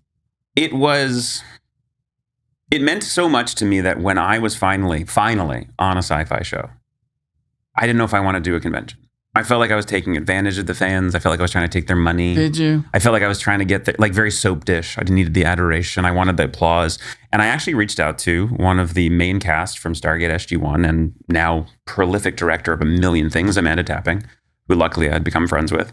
And I said, I got invited to this convention. I don't know if I want to do it. It feels dirty. It feels gross. And I love her to death. She laughed. She was like, honey. Sweet. She's like, we are the band on the cruise ship. Yeah. 100%. Yeah. We are the entertainment. We are there to make sure everyone has a good time because they're there to talk to each other and to talk to people with common interests and have fun and have memories. Yeah. Right. I love that. I love that about it. And now I'll do them as far as I band can. on the cruise ship. Yeah. No shit. We're literally just the entertainment. You know, James Bamford, who was our stunt guy who now directs a lot too. Everyone's risen up the ranks. Does he? Oh, yeah. Oh, God. He directed a lot of The Flash and Arrow and stuff. Wow. He was the stunt coordinator on Atlantis as well. Isn't that... This is another thing I love about all sci-fi, but like Jason Momoa started on Stargate Atlantis, and he went to James Bamford and said, I want to learn how to fight more. So he taught him, which led to Game of Thrones, which led to Aquaman. James Bamford started directing from that. All these people have risen up the ranks of every show, especially sci-fi. Yeah. Terry Metalis. Right. Come on the show, Terry. Yeah. They don't hurt you. You know, it's wonderful to... It's a family. Might even make you a coffee, mate. Maybe. How do you like it? He owns a DeLorean, you know. He owns a DeLorean. Does he really? Oh, that's why he posts pictures of a DeLorean. Yeah, that's his. I That's see. his DeLorean. Didn't they scrap that with the EV car back in the 90s? Oh, it was a horrible car. God, no. He went to jail selling cocaine. Did he really? John DeLorean funded. Yeah. That explains the time travel. I'll be right back. The last 3 days. He got busted by the feds doing a big giant cocaine deal to fund the DeLorean because it was, There was nothing to do with it. terrible car. It was a horrible But it was car. cool. It was cool. In fact, I think the original time machine in Back to the Future was a refrigerator. It was. Yeah, and it and was. they and a made nuclear it. bomb. Thank you, creative executives back in the day. Creative A executives. fridge and said Eric we should use a Stoltz cool was car. just not going to work. Yeah. Let's face it. I love No disrespect. the footage from that. To It the feels fridge. so different. It's so dark and gloomy. It would have been a whole other movie. I love stuff like that. I love these weird sort of like close call stories of what would have been different if. Right. Well, So your character or Carlisle's character on SGU, Yes. Rush. Dr. Rush. Tell that story. I didn't know this until well into the show. So they have to clear names as you're doing the show. In fact, Eli Wallace was originally named Eli Hitchcock in the audition, but they couldn't clear the name Eli Hitchcock, which is hilarious because I was amazed they cleared Eli Wallace because of Eli Wallach. right. But whatever. And What's wrong with eventually, Hitchcock? I don't know. Apparently, there was like an Did he Eli have a brother? Hitchcock in the Midwest who's like, no, Yeah. not allowed. You'll ruin my sue pool you. company or something. I don't know. Sorry, if you're a producer, I'm kidding. Hire me. But I was curious about a lot of the other ones, so I asked. Apparently, the reason that Dr. Rush is called Dr. Rush is because they wrote it for Jeffrey Rush. Jeffrey Rush. They literally, that's who they had in mind. I'm sorry to tell Brad's tale out of school and Rob's tale out of school, but they wrote it for him. And then eventually we're like, well, who are we going to get for this? And somebody mentioned Robert Carlyle, who had been well known for, Full Monty and Train Spotting. And he was into it. Right. And they wanted Eli Wallach for Eli Wallace, right? They couldn't get him, so they got you, right? That would make it a very different show. I do know that, I don't know who else was testing for the role. I know one of the kids from Twilight was supposed to. Which really gave me a lot of nerve. Eli? Yeah. The test Thank God. for Stargate Universe was wild because they all called us in at the same On time. Twilight. Oh no, there was no. I was the only fat kid. Right. Of the 5 people So everyone auditioning on for Eli, Twilight I was the was hot. only fat kid, which is weird. I've learned in my career, and if you want to really fuck with your brain, I've learned in my career that I'm always the other choice.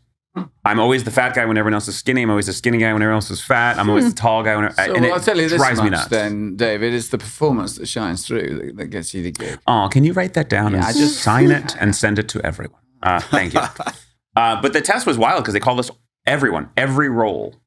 If those of you who don't know, tests are the worst. Yeah. On a good day, they're Yeah. nerve-wracking and terrible. On a bad day, it's just a sea of faceless executives and they treat you like shit. It is awful. But they called every role in at the exact same time at like 8 a.m. at NBC Universal. So we're all in this hallway. There's one couch. Everyone else is sitting on the ground.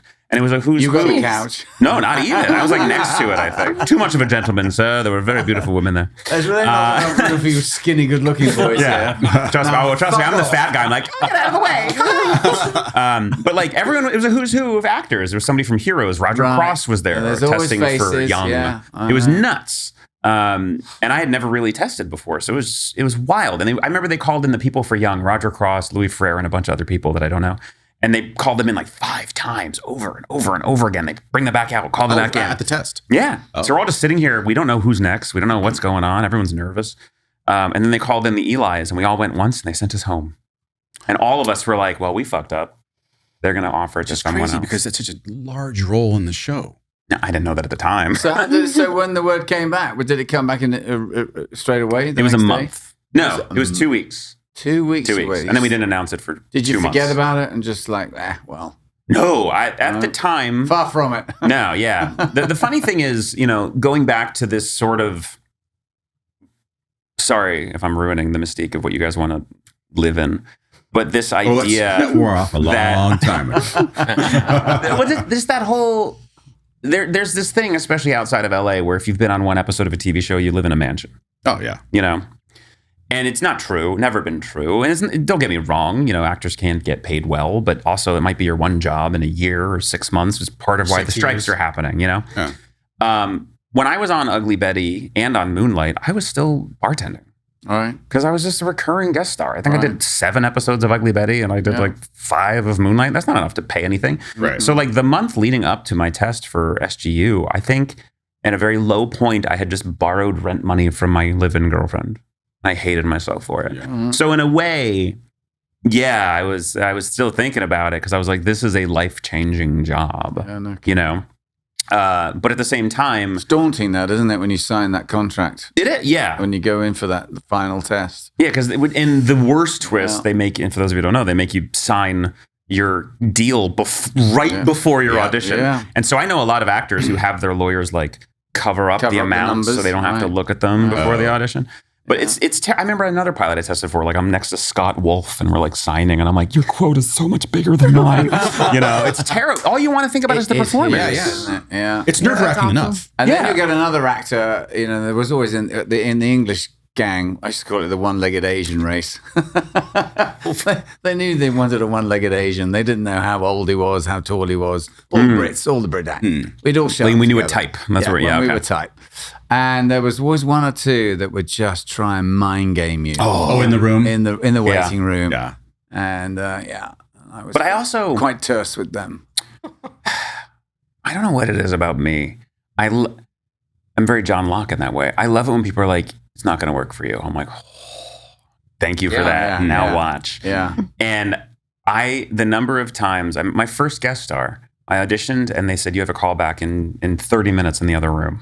Yeah, great. And as I'm waiting there, I've never been a guest star at this point. This guy comes in, you know, fanfare. And he's like, hey, sorry, I just got here from set. They let me out early for this callback. And they're like, Johnny! And they're hugging him. And I'm like, I'm going to fucking do that.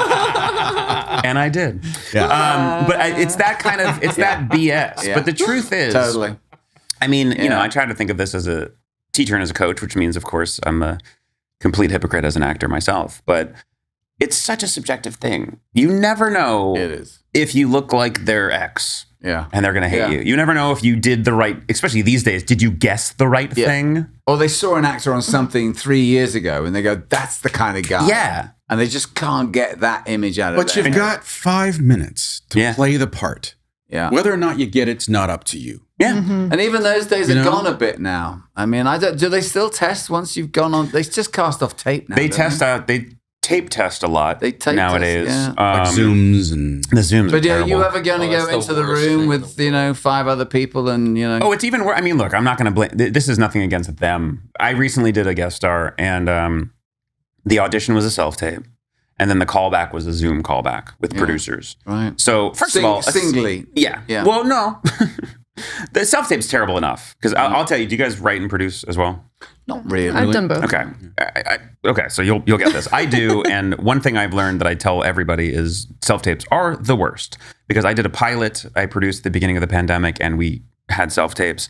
And when you get the tape, you don't know if that's take 1 or 100. Right. No. So when I bring you on set, I don't know if you're going to be able to deliver, and some people don't. Right.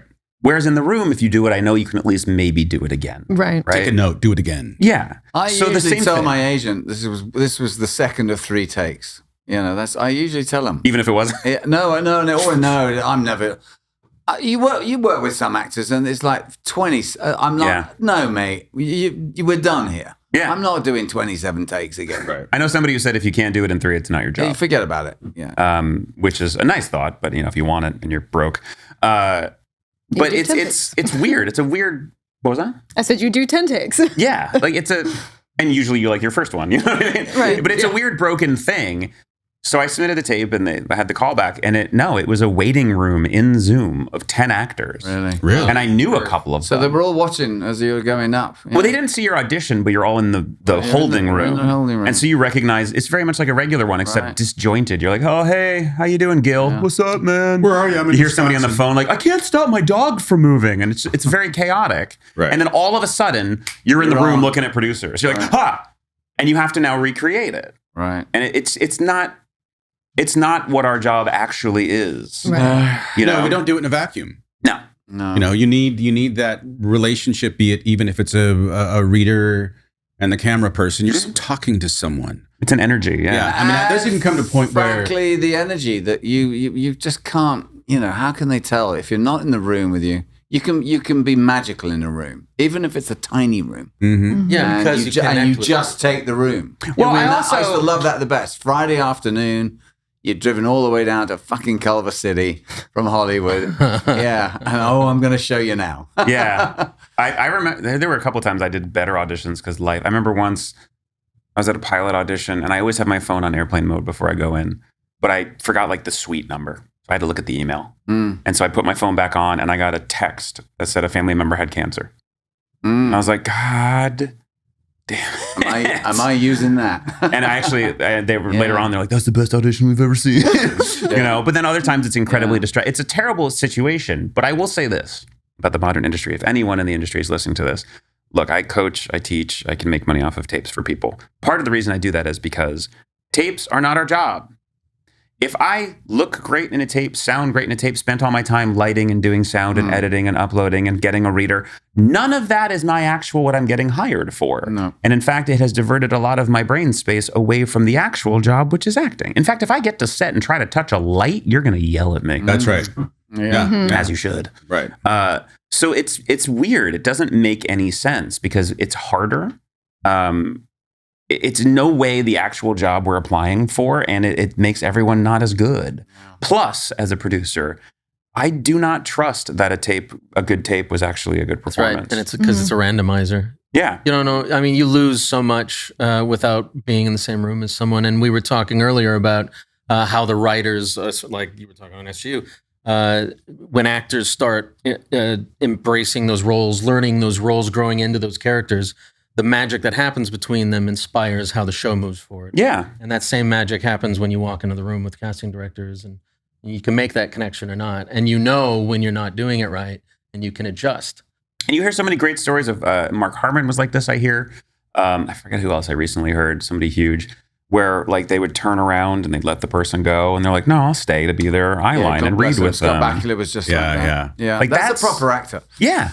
Yeah. It's a collaborative art. Yeah. I mean, if you come from theater, which some of the best people I know do, you understand that the stage manager, that the props person and all that, we're all equals. We're all playing pretend. We're all in the sandbox together. If you're a douche canoe, and you're just like, I'm the special one, which I hate to say the life of an actor is sort of, it's bred that way. Because if somebody says, can I get you a water? You think you're special. When the truth is they're saying, can I get you a water? Because if you wander off, you're going to get lost, you poor little boy. But it's about the give and take. It's about the play. It's about the fun. And I think billionaires don't know that. You lose that childlike fascination with that. Yeah. Then it's done. I mean, I remember once I was in the van coming back from set to like where our trailers were, and an AD came up and handed us our call sheets for the next day. And it said, "We'll notify at noon." And this actor went, "Noon? No, make that 2. And the AD, this poor brand new AD was like, okay, and ran off. And so as we were driving back, I said, would you have like the kids next day? You have an appointment? And they went, he's got to show him who's boss every once in a while. I was like, Right. Leave this industry. Wanker. Wow. You know, because it's, Yeah. a professor of mine once said about theater acting, you're not better because you do what you love for a living, you're blessed. And I think the good ones know that. And I will say this, most everyone I've met in the sci-fi world believes that. Pretty good. Still. Yeah. Do you think we're ever getting back into the room for auditions? That's a tough one. It depends how all these strikes go. I ran into a casting director recently who said they hated self-tapes, but now that the pandemic happened, they've learned to love them. Well, it makes, It makes the jobs easier. Frankly, it makes their job somewhat easier. And cheaper. Production doesn't have to hire a But room. almost And they irrelevant. can work from almost home. irrelevant because you put a pack of like 50 actors on a tape that they've done all the work for. You send that in. They look. Then they've got like 150 auditions now. Yeah, It used to be you had 20. And a really good casting director would offer some advice in the room, and you could make an adjustment. Oh, yeah. And There's I been always- a conversation. I always hate that word adjustment, but you could tailor the performance because she's good or he's good. It happened to me 6 months ago. I was auditioning. Sounds like I actually auditioned a lot. I was auditioning for something, and I know the casting director, and they said, we loved your tape. In the second scene at the very end, there was one word. Can you retape and change this? And I was like, so now I got to get a whole other reader, a whole other day, Fuck that. dress back up that doesn't again. make any sense. But here's the thing, and this is what I explained to the casting director recently. I'm like, here's the thing that I don't think anyone's thinking about, and I really wish they would. Not to sound like I think I know more than other people. It's just It's been 3 years and I've been alone. I had a lot of time to think. I got a dog. And a dog. I started a Twitch channel. Started playing guitar again. I've been very bored. I only just watched Enterprise, motherfucker. Yeah, Enterprise. I went through. I rewatched I might add. Cheers, Night Court, all the Star Treks, and then I moved on to Parks and Rec, and then I moved on to Andy Griffith, Donna Reed, and Mary Tyler Moore. And back to Not getting Star that Trek much, are you? Enterprise. No, I'm extremely single. But I don't think they realize just the logic behind it. When you get called into, this is so inside baseball, I feel bad for your listeners, but when you get called into the room, they only have enough time for 100 people. So they call in the 100 people they think are right for the role. And they watch the performance. If the person's terrible, they're like, fuck us. And then when they're done, like, thanks so much, goodbye. When you have a tape, you can call in 15,000 people, of which you really only want to watch 1,000 of them.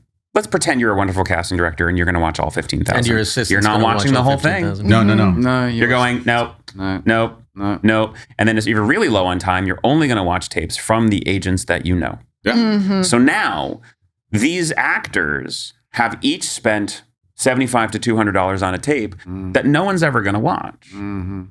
It doesn't make sense. And it's putting the financial impetus on actors who are all broke already. Yeah, right. So it doesn't make sense. As a producer, I don't think it makes sense. You know, I've been in situations where I've booked jobs where they said you were one of 15,000 tapes from all over the country. You don't need that. Are you guys ready for some fan questions? Yay. Are you ready? Because they're for you. I don't know. All right, here we go. At Susan Rent via Twitter asks, what class do you play in Diablo? And if you don't play Diablo, we can just go with a basic, what game are you playing right now? You play Diablo? I actually do not. I need to get it. Everyone's asking me to get it. So I'm a big voice in Diablo. Are you? Yeah. Who do you play so I can keep an eye out? Oh, you have a voiceover voice. Who's your voiceover agent? Vox. Oh, me too. Think about that for a second. Same. We're both with Vox. Yes, I'm not in Diablo though. Right. I'm in World of Warcraft. I'm in that too. Okay. Oh, fuck you. Just chasing after your Anyway, heels in this what was the industry. question? So I actually haven't played Diablo yet. I would say in most things, I mean, I'm all over the place. In most games like D&D type games or RPGs, I tend to go more stealthy, roguey type characters. Even when I play, I'm more Han Solo-y, rogue type things. However, to answer the main question, when I stream on Twitch and by myself, I'm everything from RPGs to first-person shooters. I run my own Rust server. I love Halo. Yeah, you're welcome to join it. Great. I run it for my community. Halo, Jedi Survivor right now, Tears of the Kingdom I'm about to start, and just finished Horizon Forbidden West. Do you Fallout? Well, Do I? Fallout? Do you play Fallout? I have. It's not been one of my mains. It's strange. Up until the pandemic, I've always loved video games, and I've played them since I was a kid. And they were just for fun. And then once my career kind of took off, there's just no time. Yeah. You know, we played a Rock Band and Guitar Hero a lot in Vancouver. And when I did theater, we played a lot of Halo. We would live in a cast house. So anytime anyone was pissed off, we'd just kill each other in Halo. Yeah. But I stopped for years. And then when I started streaming, the community was kind enough to essentially gift me a computer.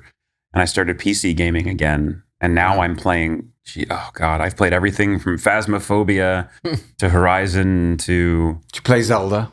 I'm about to start the new one because they also gave me a Switch, which is amazing. Wow. I like the original Zelda. I'm very old school. I miss Super Nintendo games and those types of things. Well, I mean, I just don't get it, the Zelda one. I mean, you're sitting around cooking fish, trying to catch a horse. I agree with you there. If I have to play another game where I have to fish, I don't want it. You know what I mean? Like, I hate it. I like... My favorite games these days are like... Forgive me. When I first moved to LA and I was waiting tables, I had a flip phone. That's how old I am. Mm-hmm. And there was a game on it called New York Nights. And in the game, you're an actor who just moved to New York. And in the game, and it was a terrible flip phone game, you had to get a job, work the job, earn money, pay rent, go home, meet people, find a woman. And I found myself hiding around the corner of my shitty job waiting tables. And in the game, I had a nice apartment. I just booked a job and I had a girlfriend. And I went, the fuck? And I deleted the game because it was so much better than my life. Oh my God. And so I avoid like The Sims and all those things Right. because it depresses me because you shut the game off and you're like, no. Yeah. Where's my fish? Yeah. I very often will say to Erica, how great is life going to be when the apocalypse comes? Because you've been in it for so long. Because I've been in the Fallout post-apocalyptic Yeah. retro-futuristic America for Everyone said at the 15 beginning of the years. pandemic, okay, so don't spend money, try to find stuff to do and occupy your time. I'm like, I'm an actor. That's what I do for a living. Yeah. Yeah. Find stuff to do. Nothing changed. It was weird, though, wasn't it? I mean, I thought I was going to just step right over it, but there were moments, weren't there? 20 minutes to 20 minutes was like, For me, it was. I've worked really hard to try to. I have a terrible metabolism, so I've tried really hard to lose weight and to keep it off. And right before the pandemic, I was getting to exactly where I wanted to be. and then, And I watched day one of the pandemic. I watched Creed 2, and I was looking at Michael B. Jordan. I'm like, you know what? Yeah, I'm going to get in the best shape of my life. And I went on a light jog and I sprained my Achilles You tendon. did. I've heard this story so many times of the guy, and then they spent 18 months 2 injured. months Yeah. on the couch, unable to work out and only drink and eat. It just donutting. And that was for me the spiral. Because that was, there goes everything I've worked towards. And what am I going to do with myself? I didn't have a dog yet, even at the time. And it was just like, I watched everything. It was terrible. What kind of dog do you have? Her name is Harley Quinn. She's an adorable little 25-pound Staffordshire Terrier Boxer Chihuahua mix. Wow. She's just like a little 25-pound fuzzball, but she's the best because she's horrible, but she was horribly abused before I rescued her. Oh, shit. So I never thought she didn't even leave the crate for 3 days. Oh, yeah, she I wouldn't know. pee, she wouldn't eat. So now I said if her tail ever wags, I'll have one. And now she chases me around the house and plays. bless. Oh, she loves you. She's still terrified of people and noises and things, but she's come so far. I'm like, I already won. Oh, that'll go Yeah, on. good for Yeah. For you. She's the best. I was going to bring her, but I didn't want to distract. So. So, Next question is from Thomas Labinick from Patreon. So, of the guest spots you have done, what is your favorite, and why is it NCIS? But seriously, That's another question. a leading question. They answered it. but there's more. But seriously, do you have a favorite, and any good stories from one of these Which jobs? SCS did you do? I just did the main one, which is on season 22. The Back one in November. Where's the one in Vegas? No, the one here. It's here. Oh, It's not in- NCIS LA, but it shoots here. It's just the regular, the Mark Harmon one, but he's not on it anymore. Right. They're still doing that. Exactly. God Yeah, bless. 22. Now it's Wilmer Valderrama and so many other people. A lot of the original cast, Deanna Reasonover, Katrina Law. It's just a whole group What'd of you people. play? Katrina's the in it? red. Yeah, Oh. yeah. When did you work with her? I haven't worked with her, but we've done conventions together, and she's still married to. She's one of the leads now. Of the, That's of the great. show. Yeah, actually, my scenes She'd were been on mostly with her. Spartacus, I believe, when I met her. I knew her through the convention circuit because of Arrow and all of that. That's how I wound Yeah. up meeting her. She's friends with a lot of my friends, which She's is nice, lovely. 'cause She's when lovely. I booked it. They're like, hey, say hi to Katrina. You know, it was kind of nice walking into a place where they're expecting me. Kind of. I played the red herring who turns out to be the killer, which is nice. I noticed when I lost weight, my type changed. I used to be the guy who would never do it, and now I'm the guy who like, oh no, he did it. You know? I lost the MacGuffin. It's a weird thing for me because it sounds like a cop out, but I've never been good at favorites. If you say my favorite TV show, my favorite movie, I list like 10 because I can't pick one. Yeah. And it's the same thing for me with guest stars. Each one provided a different thing for me. Ugly Betty made my career, and they were so welcoming. Moonlight was a blast. Henry Danger in Danger Force, I got to play a villain, which I never get to do. NCIS was it was fun to be the bad guy and kind of very in like 7 devolve. So my cop-out answer is all of them. All of them. Yeah, there might be like That's one okay. that I hated, but the rest of them are great. Right. Awesome. That's one thing with this industry that drives me crazy is like, I almost never want people to tell me what they thought of someone they worked with because I'm like, don't take it away from me, you know? Like, there was a movie star from my childhood that I could not wait to meet. And at the Entertainment Weekly party, I saw them and I was like, oh, I'm going to go say hi. They were in mid-conversations. I was like, I'm not going to interrupt. And finally, when they were done, I went over and I said, hi, I hope I'm not interrupting. And they went, you are. Yeah. And I went, well, there goes my 80s. Yeah. Okay. So it's Bummer. there's the old adage: always be careful of meeting your heroes. Yeah. Yeah. It was terrible. So Okay, next question. Except you. I didn't want to tell you, but I have your bust tattooed on my thigh. You're not the only one. That's when I know I've really made it, when I've made it onto someone's skin. I think it was Brent Spiner. Somebody I was at a convention with in London, and somebody had just a bunch of busts of people from It's sci-fi Kathleen. shows. Oh, no, it's this Australian lady. Okay. Yeah. Kathleen. The bus driver in Australia. That's amazing to me. Yeah. All right. I didn't know that. I was next to a different actor, and they pointed to like one spot that was empty, and they're like, "That's mine."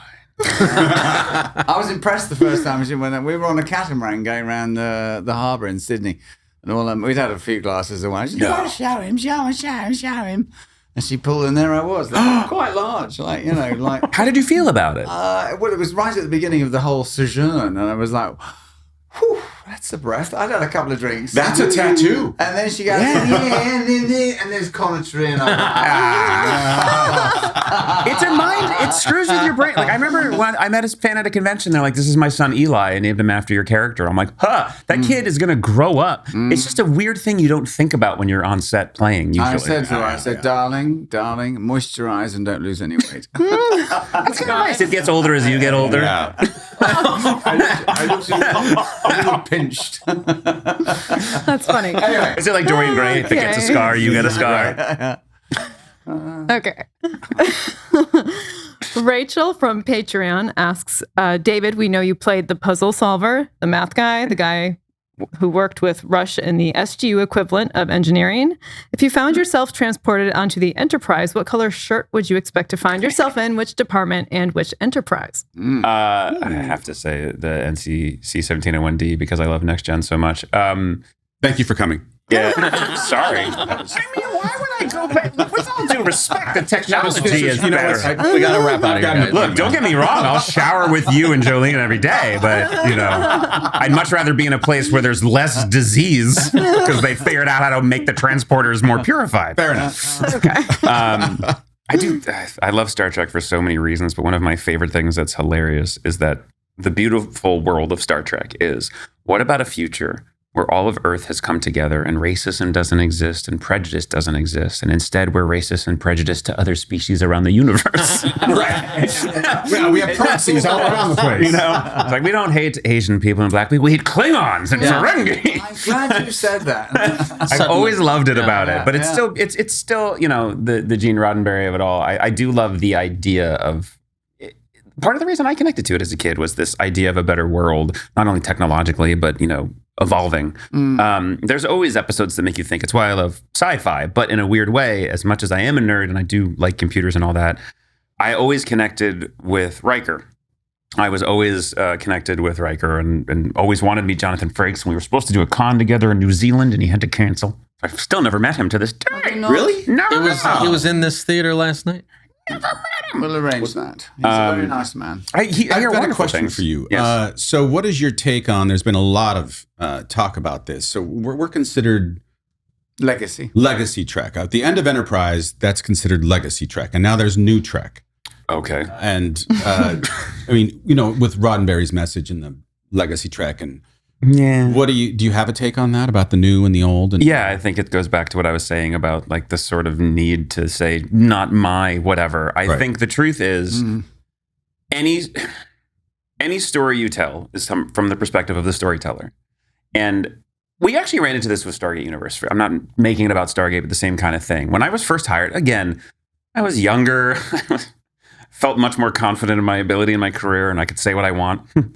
I even said to the creators, I kind of wish we had called our show Universe. Not because we weren't Stargate, but because then the original fans will still watch it.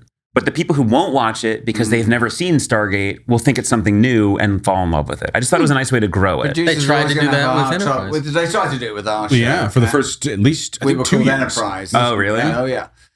Mainly because they didn't want to pay the Roddenberry estate There you go. Star Trek fee. Kind of like HBO Max and Max. And then our numbers just didn't match, and they brought the Star Trek as Well, but frankly, the mantle.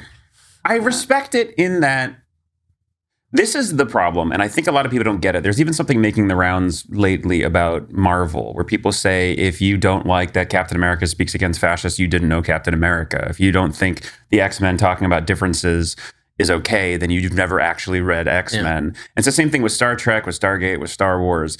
Star Wars is about a bunch of people fighting fascists. Star Trek is about a futuristic world where humans have conquered things, but they still run into them outside. Stargate is about adventure and learning our own folly. And that's what it's about. And I actually use, and forgive me for this, I actually use Star Trek as my way of defending SGU. Because I say, whether original series, Next Gen, Deep Space Nine, Voyager, Enterprise, or whatever, is your thing, it doesn't make the other ones less that. It's just not for you. For example, back when I was younger, I love Next Gen. Voyager wasn't as much for me. So I didn't watch Voyager at the time. I didn't actively shit on Voyager. I didn't tell people not to watch Voyager. I didn't say it's not Star Trek. None of that things. I just went, not for me. I'll watch the one that is for me. And that's been lost in fandom in a way. And people feel this need to gatekeep and protect ownership loudly. Yeah, like it's mine. People who have, and I'm not shitting on fandom because I love fandom. We wouldn't be here without them. But there's a difference between saying it's not what I wanted it to do when you have nothing to do with the show or the project. Yeah. You watch what you watch. So I won't classify it original series, Next Gen, or Picard. They're all Star Trek. I love Discovery. I love Strange New Worlds. Love all of it. They're all good in different ways because they're different storytellers. Hashtag all Trek is good Trek. Not to be all weird about it, but I had a humanities professor in college who said, in the Bible, Jesus is called a shepherd. Well, what about when you go somewhere where they don't know what a sheep is? Well, we got to call him something else, hence becomes the other story. It's in the eye of the person telling the story. Does it lessen the whole idea? No. Same thing with Star Trek. You know, it's what it is. You can like what you like or not like what you don't like, but stop gatekeeping because it's a waste of time. Yeah, you know, that negative energy out there is, you know, like watch the show or don't. Preferably watch it. Right. Because we all like working. Right. Yeah. Quit your bitching. Yeah. You know, I mean, and I get it because I ran the Star Trek BBS. Like the number of arguments I got into with people over like certain plot points, but it wasn't they should have done this. It was I liked it or I didn't. You know, it's absurd to come up to you and be like, why'd you do that thing? Because they wrote it that way. Right. Yeah, they wrote it that way and it was Tuesday. I like my job. Yeah. I enjoy because that's what it said to do on the call sheet. Having a home. Yeah, exactly. But also I say this directly to fandom's face at conventions. I'm like, if you like something, spread the word. If you don't, it's not for you. Just shut up. Find something that on everyone else's joy. Yeah. You know, I have friends on Discovery. If you don't like Discovery, cool. I do. You know, I have friends on Enterprise. You don't like Enterprise? Okay. So what? I don't like Enterprise. We're done here. Why do we keep talking about Enterprise? I did actually. Oh, you like it plenty. I embarrassed myself about you. Somebody was like, who's the guy who played Todd on Atlantis? I'm like, that's my friend Connor. And they're like, no, it's not. I'm like, oh, shit. Oh, you're right. I didn't play Todd. No. That was Chris Hartnett. Yeah. Next I know question. now. Okay. Craig Drebbit from Patreon asks, how many versions of the same outfit do each cast member have? Hashtag you are here. I don't know about each cast member, but I had 12 of mine. I wore the same shirt Very and comfortable. thing except for one episode, 2 episodes. Yeah, too comfortable. And the most expensive costume. Because my sweater was custom made, my pants were 7 for All Mankind, and my Reebok were custom. Wow. The most expensive costume was the one that looked the schlubbiest, and I also got in the most trouble because any new AD would come to my trailer, knock on the door, and be like, "Can you please get into your costume?" And I'm like, "This is my costume." I come to work like this? But we had 12, which blew my mind for the longest time until I realized they were 12 different states of distress. So like when we were jumping around, they'd be like, "Can you change your shirt?" I'm like, "It's the same goddamn shirt." And they're like, "No, this one has a little bit more fade to it or whatever." God bless the costume people. And I have 2 of them at home. Oh, fun. Oh, good. Now, because of fans. Yeah. Oh, They sold all of our stuff away to auction before we even had a chance. And then 2 fans were nice enough to say, here. yeah, Oh we've my got gosh. this. That's wonderful. Us as a show, we've gotten offers to send these guys their uniforms. Isn't that amazing? I mean, I love that people It's amazing. feel the need to go and get it. Yeah. But it's so great how willing they are An to give Aussie it back drag to. queen bought his little blue knickers from the Deacon Chambers scenes. The best story, You though, could have warned me about that episode, by the way. the best story for me though is that dear Carol in England. Yes. She bought The space suit. my EV suit. Yeah. And they were very uncomfortable. And I remember seeing Carol after she'd purchased it, and I said, "Well, What do you do? with it?" Yeah. She She goes, well, sometimes I just go outside, put it on, and water the plants. Yeah. I've always wondered that too, because whenever they buy one like as a piece of your shirt, I'm like, do you know how much of my sweat you now own? I was disgusting in that. Why do you want it? They do. God bless. Andra Nodal from Patreon asks, my question for David would be, which actors have inspired you or had the most influence on you? Connor Trinneer and Dominic Keating. And it's now time for Connor Trinneer. Desert Island. A lot. I mean, from a performance perspective, Robin Williams and anybody who does Shakespeare, because there was a long period of my life where I thought I'd be doing Shakespeare forever. Scott Bakula very much did. Jonathan Frakes very much did when we're talking sci-fi. It's hard now because there's just so many people whose performances floor you. Heath Ledger in Dark Knight. I remember tearing up watching that, just thinking I'm never going to watch him do something like this again. Yeah. I'm blanking more so just from bad memory. Joaquin Phoenix in Joker. And, anything Daniel Day-Lewis does. Anything. Yeah, but it's also what touches you, like growing up, Fred Savage in The Wiz, or The Wizard. The Wiz. Or Will Wheaton in Stand By Me. Right. Like these things that stick with you. And again, why I love entertainment, that kind of start to inform who you are and how you see things. Yeah. When I saw Robin Williams in the movie Toys, which is a really fun movie with Robin Wright and LL Cool J randomly, I went up to my parents and I said, am I actually adopted? And is he really my dad? Because I was like, that is exactly who I am as a person, him in this movie.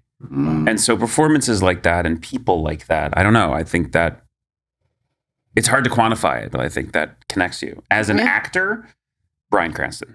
To be able to do Malcolm in the Middle and then go do Breaking Bad and also direct, holy crap. Yeah.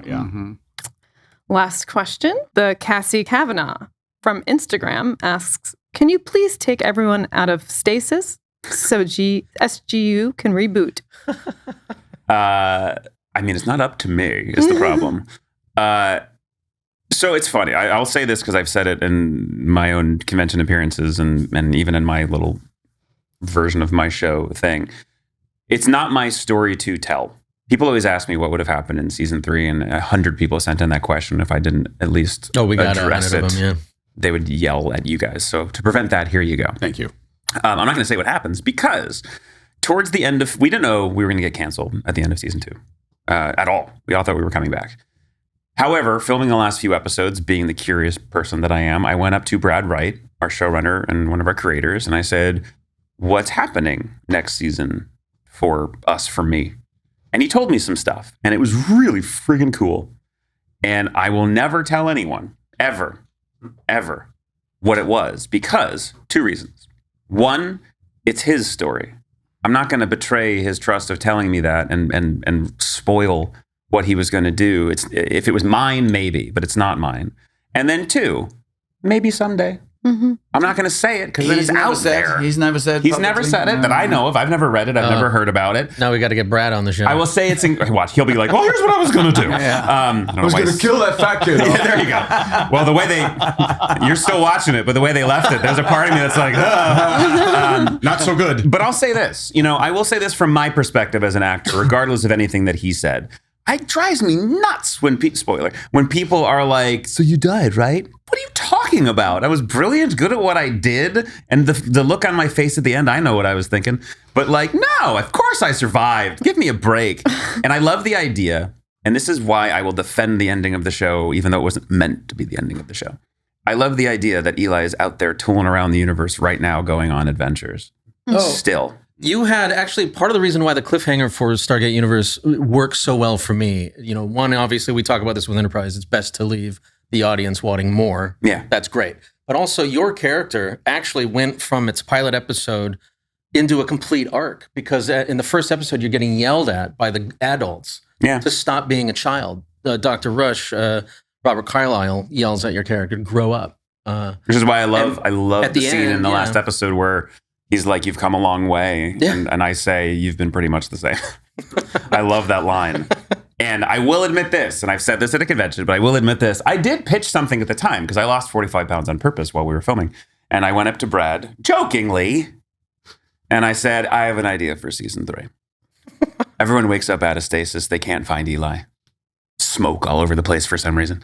They can't find him. And they're just like looking around the ship. Finally, they find this one room they've never been in. They hit it. The door opens. There's this guy shirtless doing pull-ups. Just made of muscles. And he drops down. He has like one robotic arm. He has a gun, like an orbity alien from and he turns around. His patch on his eye. He's like, it's been a long 3 years. And he just looked at me and went, I love that. But it would have been great. And they told me what the movies potentially would have been. It would have been great. Yeah. It would have gotten SG-1 Atlantis and Universe together. Fuck yeah. The movies, but they decided not to do it. Long 3 years. But I also think there's a world, I hope that whoever I know they're pitching stuff. I know some of what they're pitching. For the reboot. Reboot, continue, all the different things they're doing. Yeah. I mean, Roland Emmerich was trying to do a complete reboot, just go back to the movies as if we never existed. Yeah. I'm glad that didn't happen. Well, I did that. You did the prequel. Yeah. Right? Wow. That was good acting. I saw everything in your eyes. Good Lord. You okay? It's taken a while. No, he was going to do it like SG-1 Atlantis Universe. Nothing existed other than that original. Was that... Yeah, the thing that was frustrating about that was, look, the shows look so great, and the MGM didn't give Origins enough money. Mm-hmm. We shot in this soundstage. We shot in this tiny warehouse out in Burbank, and we were like shooting where we shoot our show, basically. And we just knew that the story was fine, but we did not have enough money to produce something that reached the level of the other Stargates in any fashion. Yeah. And, when you see stuff like that, you're kind of like, meh, meh, meh. Mm-hmm. It's really unfortunate. This is the problem, I think, that I don't know that fans understand this because, we're actors. We literally have nothing, unless we're a writer producer on a project, we have nothing to do with it until they call us and say, we need you. Yeah. Stand here, say this. Yeah, and a lot of times people will get mad at us and be like, why aren't you doing more? You're like, because I don't have billions of dollars to produce it, nor a script. And I'm not written that way. I do write and produce, but I definitely don't have that. I do have ideas, but I know a lot of the people, as I'm sure you guys do, so I hear some of the pitches, some of where it's at. And every once in a while, you get a little whiff that maybe they're going to go this way or go that way. And some of the stuff sounds cool, some of it don't. I will say this. I hope that whatever they do honors what came before. I think any actor... I even saw this in some of the other posed questions. Any actor would, of course, come back. I will tell you, having talked to them, every actor on SGU that I've spoken to would come back in a heartbeat. Every actor from SG1 and Atlantis, for the most part, would come back in a heartbeat. And we're like, yeah, I'd love to play in this world more. And the more, the merrier. Not just a one-off. I'd like to be in the cast, because we enjoy eating and paying bills. And also they're fun characters. But it's not up to us. It's up to fandom. To prove that they're there as an audience so that the billionaires in charge realize there is a market for what they're going to do. Yep. Don't eat yourself from the inside, because the more you do that, the less people want to play in that world. And help cultivate the desire. Look at Star Trek. Would there be Strange New Worlds, Discovery, and Picard if there wasn't still a demand for more stories in that universe? And the less vitriol, the better, Yeah, indeed. Yeah. So what I'm saying is, what Star Trek can we all be on? The next one. Star Trek, the next one. I don't love it. But I'm in. It's just a working title. I'm in. No, I think you got something there. Star Trek TNO. Oh, God. That's funny. Star Trek SLC. What would you? Can I ask one question? Yes. What would your character be on a Star Trek if a new Star Trek? What would yours be on a new Star Trek? And what would yours be on a new Star Trek? Ooh. Well, not dead. Well, I'll start with that. Okay. I'll start with not dead. You're dead. And then I'm dead. Yeah. So I think it'd be interesting to see us sort of come from how we've dispersed and the need to have us come back together. I mean, I think Trip probably, if he isn't dead, had gone back home after his service was over and worked on NASCAR. Yeah. I will pitch this for you because I don't know if anyone saw. A lot of people saw the tweet I made about my buddy Todd Stashwick, and you can steal it if they don't use it for him. A changeling wants to honor this person that they respected, so they decide to take that shape. But they're a different personality. So somebody can be honoring Trip So you can still work, But it's just still you're you. playing a changeling. And this time I'm from Minnesota. Oh, never mind. Never mind. You're dead. You're dead. Forget it. That's a great idea. Oh, the ice fishing is going to be Oh, fantastic. this geez. year. You know, don't tell him I geez. said nothing. Star Trek Fargo. Yeah, it's not catfish, it's poutine. Enterprise as Fargo as you can go. Good Lord. I think Malcolm should be an arms dealer, running arms between tin pot regimes around the universe. Yeah, nice. Getting all the like chicks. that. Getting all the Getting chicks. all the chicks. I like that. like Dark that. and futuristic. How about you? Oh, well, I've thought about it a few times. I think I'd like to be a Vulcan. Oh, okay. Yeah. The youngest Vulcan in Starfleet. Yeah, the youngest Vulcan in Starfleet. Are they still going to make that show? Academy? Yeah. I think they are. They announced I think it's being developed. I don't know. that one's been around for 20 years, though. Yeah, ours was supposed to be. That's what our show was meant to be. Yeah. Really? Mhm. Yeah. That's just always funny to me. It's like, forgive the metaphor, but it's like a relationship ending. You're like, I thought this was forever. Like, yeah, well, That's not. can we not talk about it until we know if it is or not? Right. You know? Like, because I know that most shows, especially in the sci-fi world, they're really good about strapping a bomb on everyone's back just in case things aren't renewed or in case anyone asks for more money. Right. You know? You don't ever know until you know. Especially these days. You know? Right. I think it's time. For trivia? trivia. We have trivia. Oh, God. Come on then. Who Dun, are we dun, dun. playing for? You guys ready for some Star Trek trivia? Yay. We'd like to play in honor of our Patreon member, David Frias. And we'd like to thank the Random Red Shirt podcast, Zach and Chris, for helping us with these questions. Thank you, randoms. Thank you. Thank you. The randoms. What's wrong with a red shirt? You guys are great. You mean Guy? Thank you. Oh, that's right. You wore a red shirt. All 40 episodes. I survived. Mostly. Question number 1. In the next generation, what class of starship is the USS Stargazer? Oh. A. Constitution class. B. Galaxy class. C. Constellation class. Or D. Nova class. Yeah. Mark. I think it's Constellation, I think it's believe. the first one, yeah. Constitution, I believe, was Hey, the bigger. I think it's Constellation, yeah. You got it. Yeah, we got it. You got it. Yeah. Okay, cool. Constitution's I'm good at bigger, right? button. Constitution's the bigger. I'm good at button push. How did you get it that fast? Well That's done. the thing. There's so many jokes that just He's went very around. good at Did getting Jackie the buttons teach right. you? I go, He's looking at everyone I get it else and I go, what is it? I What is did it? my Oh, you're the shiny object guy. Yeah. Question number 2. In Deep Space Nine, most of the main characters are primarily seen drinking what beverage? A. Ractigino. B. Prune juice. C. Tea, Earl Grey hot. Or D. Romulan ale. Who got it? Was it in Deep Space Nine? Was that the question? Yeah. Yes. Yeah, okay. Ractigino. Yeah. I love that you hit it and you're like, what was the question? I just wanted to get first. That happens. 1-1. All right. Oh, I should be writing this down. Wait, you're the scorekeeper too? How is this fair?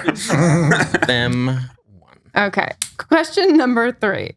What next generation actor appears in multiple episodes of Enterprise as Dr. Eric Soong? A. LeVar Burton. B. Brent Spiner. C. Will Wheaton. Or D. Michael Dorn. Mark. I got it. Come on, I got that. Brent Yeah, I did hear Spiner. Fucking that's bullshit. I so Spiner. beat you. That's also a cheat because Soong. I mean, What are you come doing on. with this fucking turning it on and off bullshit, mate? I so got that. This hasn't lit up once. I think this is a dummy one. Question number 4. What creature are you most likely to find as a childhood pet of a Vulcan family? A. Horta. B. Salot.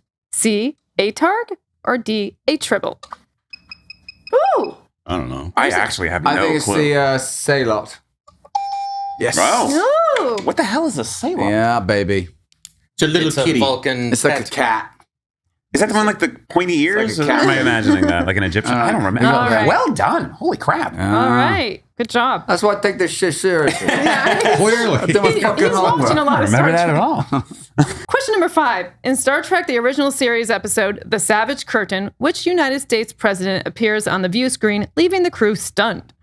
A. Thomas Jefferson. B. Abraham Lincoln. C. Theodore Roosevelt. Or D. Franklin D. Roosevelt. Woo! Look at that. I have a Connor, weird you- feeling I think it's it's the Lincoln. first Roosevelt. Oh, okay, you go. Well, I thought it was I think Lincoln. it's Teddy Roosevelt. Go for it. Teddy Roosevelt. Mark. Abraham Lincoln. It's always Lincoln. Because he's got the hat. It's unique. Very Is that tall it? hat. You recognize That's it. Lincoln, you know? Oh, Is that it? Wait, was that a tie? no, Mark won. Let's be clear on that. All right. But only because of the buzzer malfunction. There you go. So I knew Those the were Brent- harder I knew the than I Brent expected. Spiner one, And obviously. these Well, are supposed to everyone be knew the Brent Dad at the Spiner bar. That was hard. Like the Vulcan pet one, I'm like, I don't remember that at all. I watched that recently. Which episode was the pet? I don't Oh, recall I don't seeing a know. Vulcan Pets. I watched a lot of Star Trek lately. Why? Just for fun? For this? Oh. Well, now let's go to On a Deserted Island With Connor Trinneer. with Connor Trinneer. yay. So you're on an island for the rest of your life, Okay. and you get 4 things with a bonus item I'll get to. One is your favorite author, their complete works. By the way, you also are given whatever work of religion is important to you, be it the Bible, the Quran, and you also get the works of Shakespeare. So it's your favorite author with those already there. It's like staying in a Motel 6. And then Does Motel 6 have the collected works of Shakespeare? Shakespeare is in the Motel 6? yeah. the What ones if my I stayed religion at. is Jedi? Do I get all of the You get all- Star Wars books? You get those. I see. Yes, sure. Your musician, their complete works. Your cuisine, all of the cuisine, be it French, Italian, yada yada yada. And what's the other one? Dessert. Your dessert. Yes. So if you pick ice cream, you get all ice cream. Oh, wow. And there's a bonus item at the end. This messed me up because of Galaxy Quest. I worry that somebody somewhere is listening to this and they're going to make it true. And that's what they're going to have waiting for me. And I'll have set up this for myself. Yeah. So if I answer incorrectly, That's what's happening. You're gonna, yeah, you wouldn't believe the hell we've set up for so many people. Seriously. So you're author. Oh God, that's really tough. It's since Shakespeare and all that's already there. I would probably go with William Gibson. I just love Neuromancer, Count Zero, and all those books. They're just fun to lose yourself in. I'd probably think of another one if I was given more time. You don't have it. I don't have more time. So yeah, William Gibson. What was the next one? Cuisine. Cuisine. Cuisine.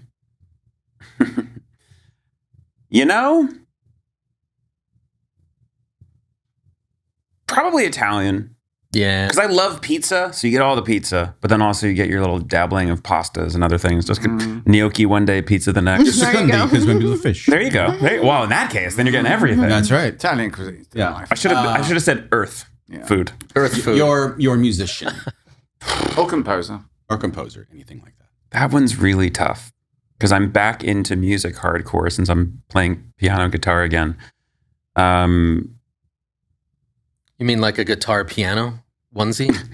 Like Oh, the 80s. Yeah. No, that'd be terrible. Because the thing, Guitar. see, I Like overthink guitar, that. that's what it's I think called. they're cool. It's like asking me to pick my favorite again. It's tough. I would probably say on a desert island, I'd probably say like Stevie Ray Vaughan. Ooh. So that way, You're playing a lot of guitar there. Rockin' yeah, but that way you get, because if you just do classical, this is going to be about a week before you're like, I need something else. Yeah, Whereas you need if an you- amplifier. Yeah, like I just need something else. And if you say Dave Matthews, you just have to jump into the ocean. After a week, yeah. Oh, poor Were you a Dave Dave. Matthews fan? I loved Dave. I still think Dave Matthews is incredibly, incredibly talented. But maybe there was 1 year in college where you could say you liked him. And now if you say that, women run in the other direction. And most men do as well. Everyone's running. Your dessert. Can I say a type of dessert and I get all that type? You get all of it. Cheesecake. Cheesecake. Okay. Because then you get some chocolate, you get some strawberry, but you Yeah. get cheesecake all over the place. You certainly do. Especially on an island. There can be sand all over that cheesecake, but I'm down. Man, now I'm hungry. Now, your bonus item. Now, it can be, you can't have your dog. You can't have a way to I'm get out. off. Well, sorry, we're taking you right after the show. You can't have, a way to get off the island forever. It's an Something item. of a luxury. Yeah. A luxury item. This makes me laugh because I had a friend who was on Survivor, and I never stopped giving him shit for this. His luxury item that he brought to a sand-ridden desert island was a skateboard. And I'm just like, what were you He thinking? didn't win, did he? That's an interesting choice. What would I bring? Yeah, because I'm sure most people say like a boat.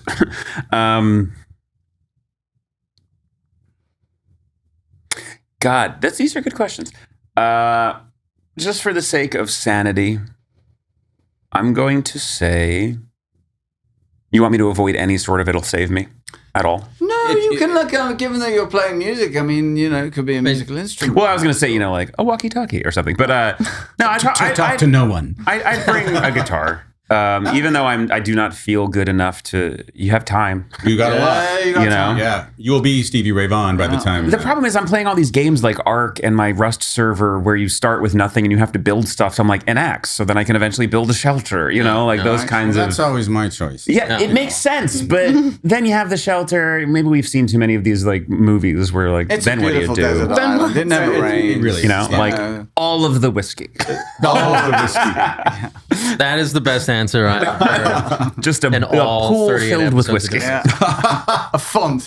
But I mean, if you're never going to get rescued, then you start going into the darker. Drinking fountain. But you can holler to all the rest of us who have our islands nearby. Oh, okay. So, okay. Well, in that case, we're on Maybe a camera. can with a string. I'm playing Mozart on mine. Nice. Yeah. Well, then we have different islands with different themes. That's fun. Tiki. Yeah. Then just, I don't know, all of the marijuana. All of them. It's legal in this state. I think we're calling that a grass skirt. Yeah, there you go. Yeah. Pass the time. You got nothing else to do. Well, David, it's been really great having you. Been great, Thank you. man. It's been a Thank you for great having me. afternoon with you. This was fun. I appreciate it. Yeah. Bless you, man. We have a gift for you. Ooh. Yeah. Speaking of, It's under the Speaking table. of fountain. And dreaming. That's a Yeah, Matthew's yeah, reference. well done. There you are. Holy crap. Yay. this is the first bottle for your island. Yeah, there you go. Look at that. This won't last till I get home. I will. I'm driving. I'm joking. No, this is wonderful. Thank you guys so Get a much. straw? Yeah, the amount of bourbon I went through during the pandemic. This is amazing. God, I Thank know. you. Yeah. You The kept bathroom smells like Kentucky's. it. I really did. Like they ran out of Economy Eagle afloat. Rare, and I think it was because of me. Oh my God. I drank it all alone. Don't ask. Well, thank you so much. Gator. Appreciate it. Yeah, Great. yeah. Thanks for God bless, mate. coming on the show. I appreciate it. I mean, a lot of people were like, why are you going on that show? And I'd like to believe it's because I love Star Trek as much as I do. But the truth is, it's driven me insane that I've never even auditioned for it because probably wouldn't even have pursued TV and film if I didn't think someday I could be on a Star Trek. So being here means a lot to me. Being friends with you and having just met you, I mean, and you as well. Thank but having watched you on the shows and all that, love it. It means a lot to me. And then, Well, and you were fantastic. You were terrific on it. thank you. Yeah. No, stop. Couple of questions though. Yes. No, Robert Carlyle's wonderful. I don't know what happens at the end of season 3. All right. Well, Thank you. ladies and gentlemen. David That's Blue. it. David Blue. David Blue, everybody. Thank you. Thank you.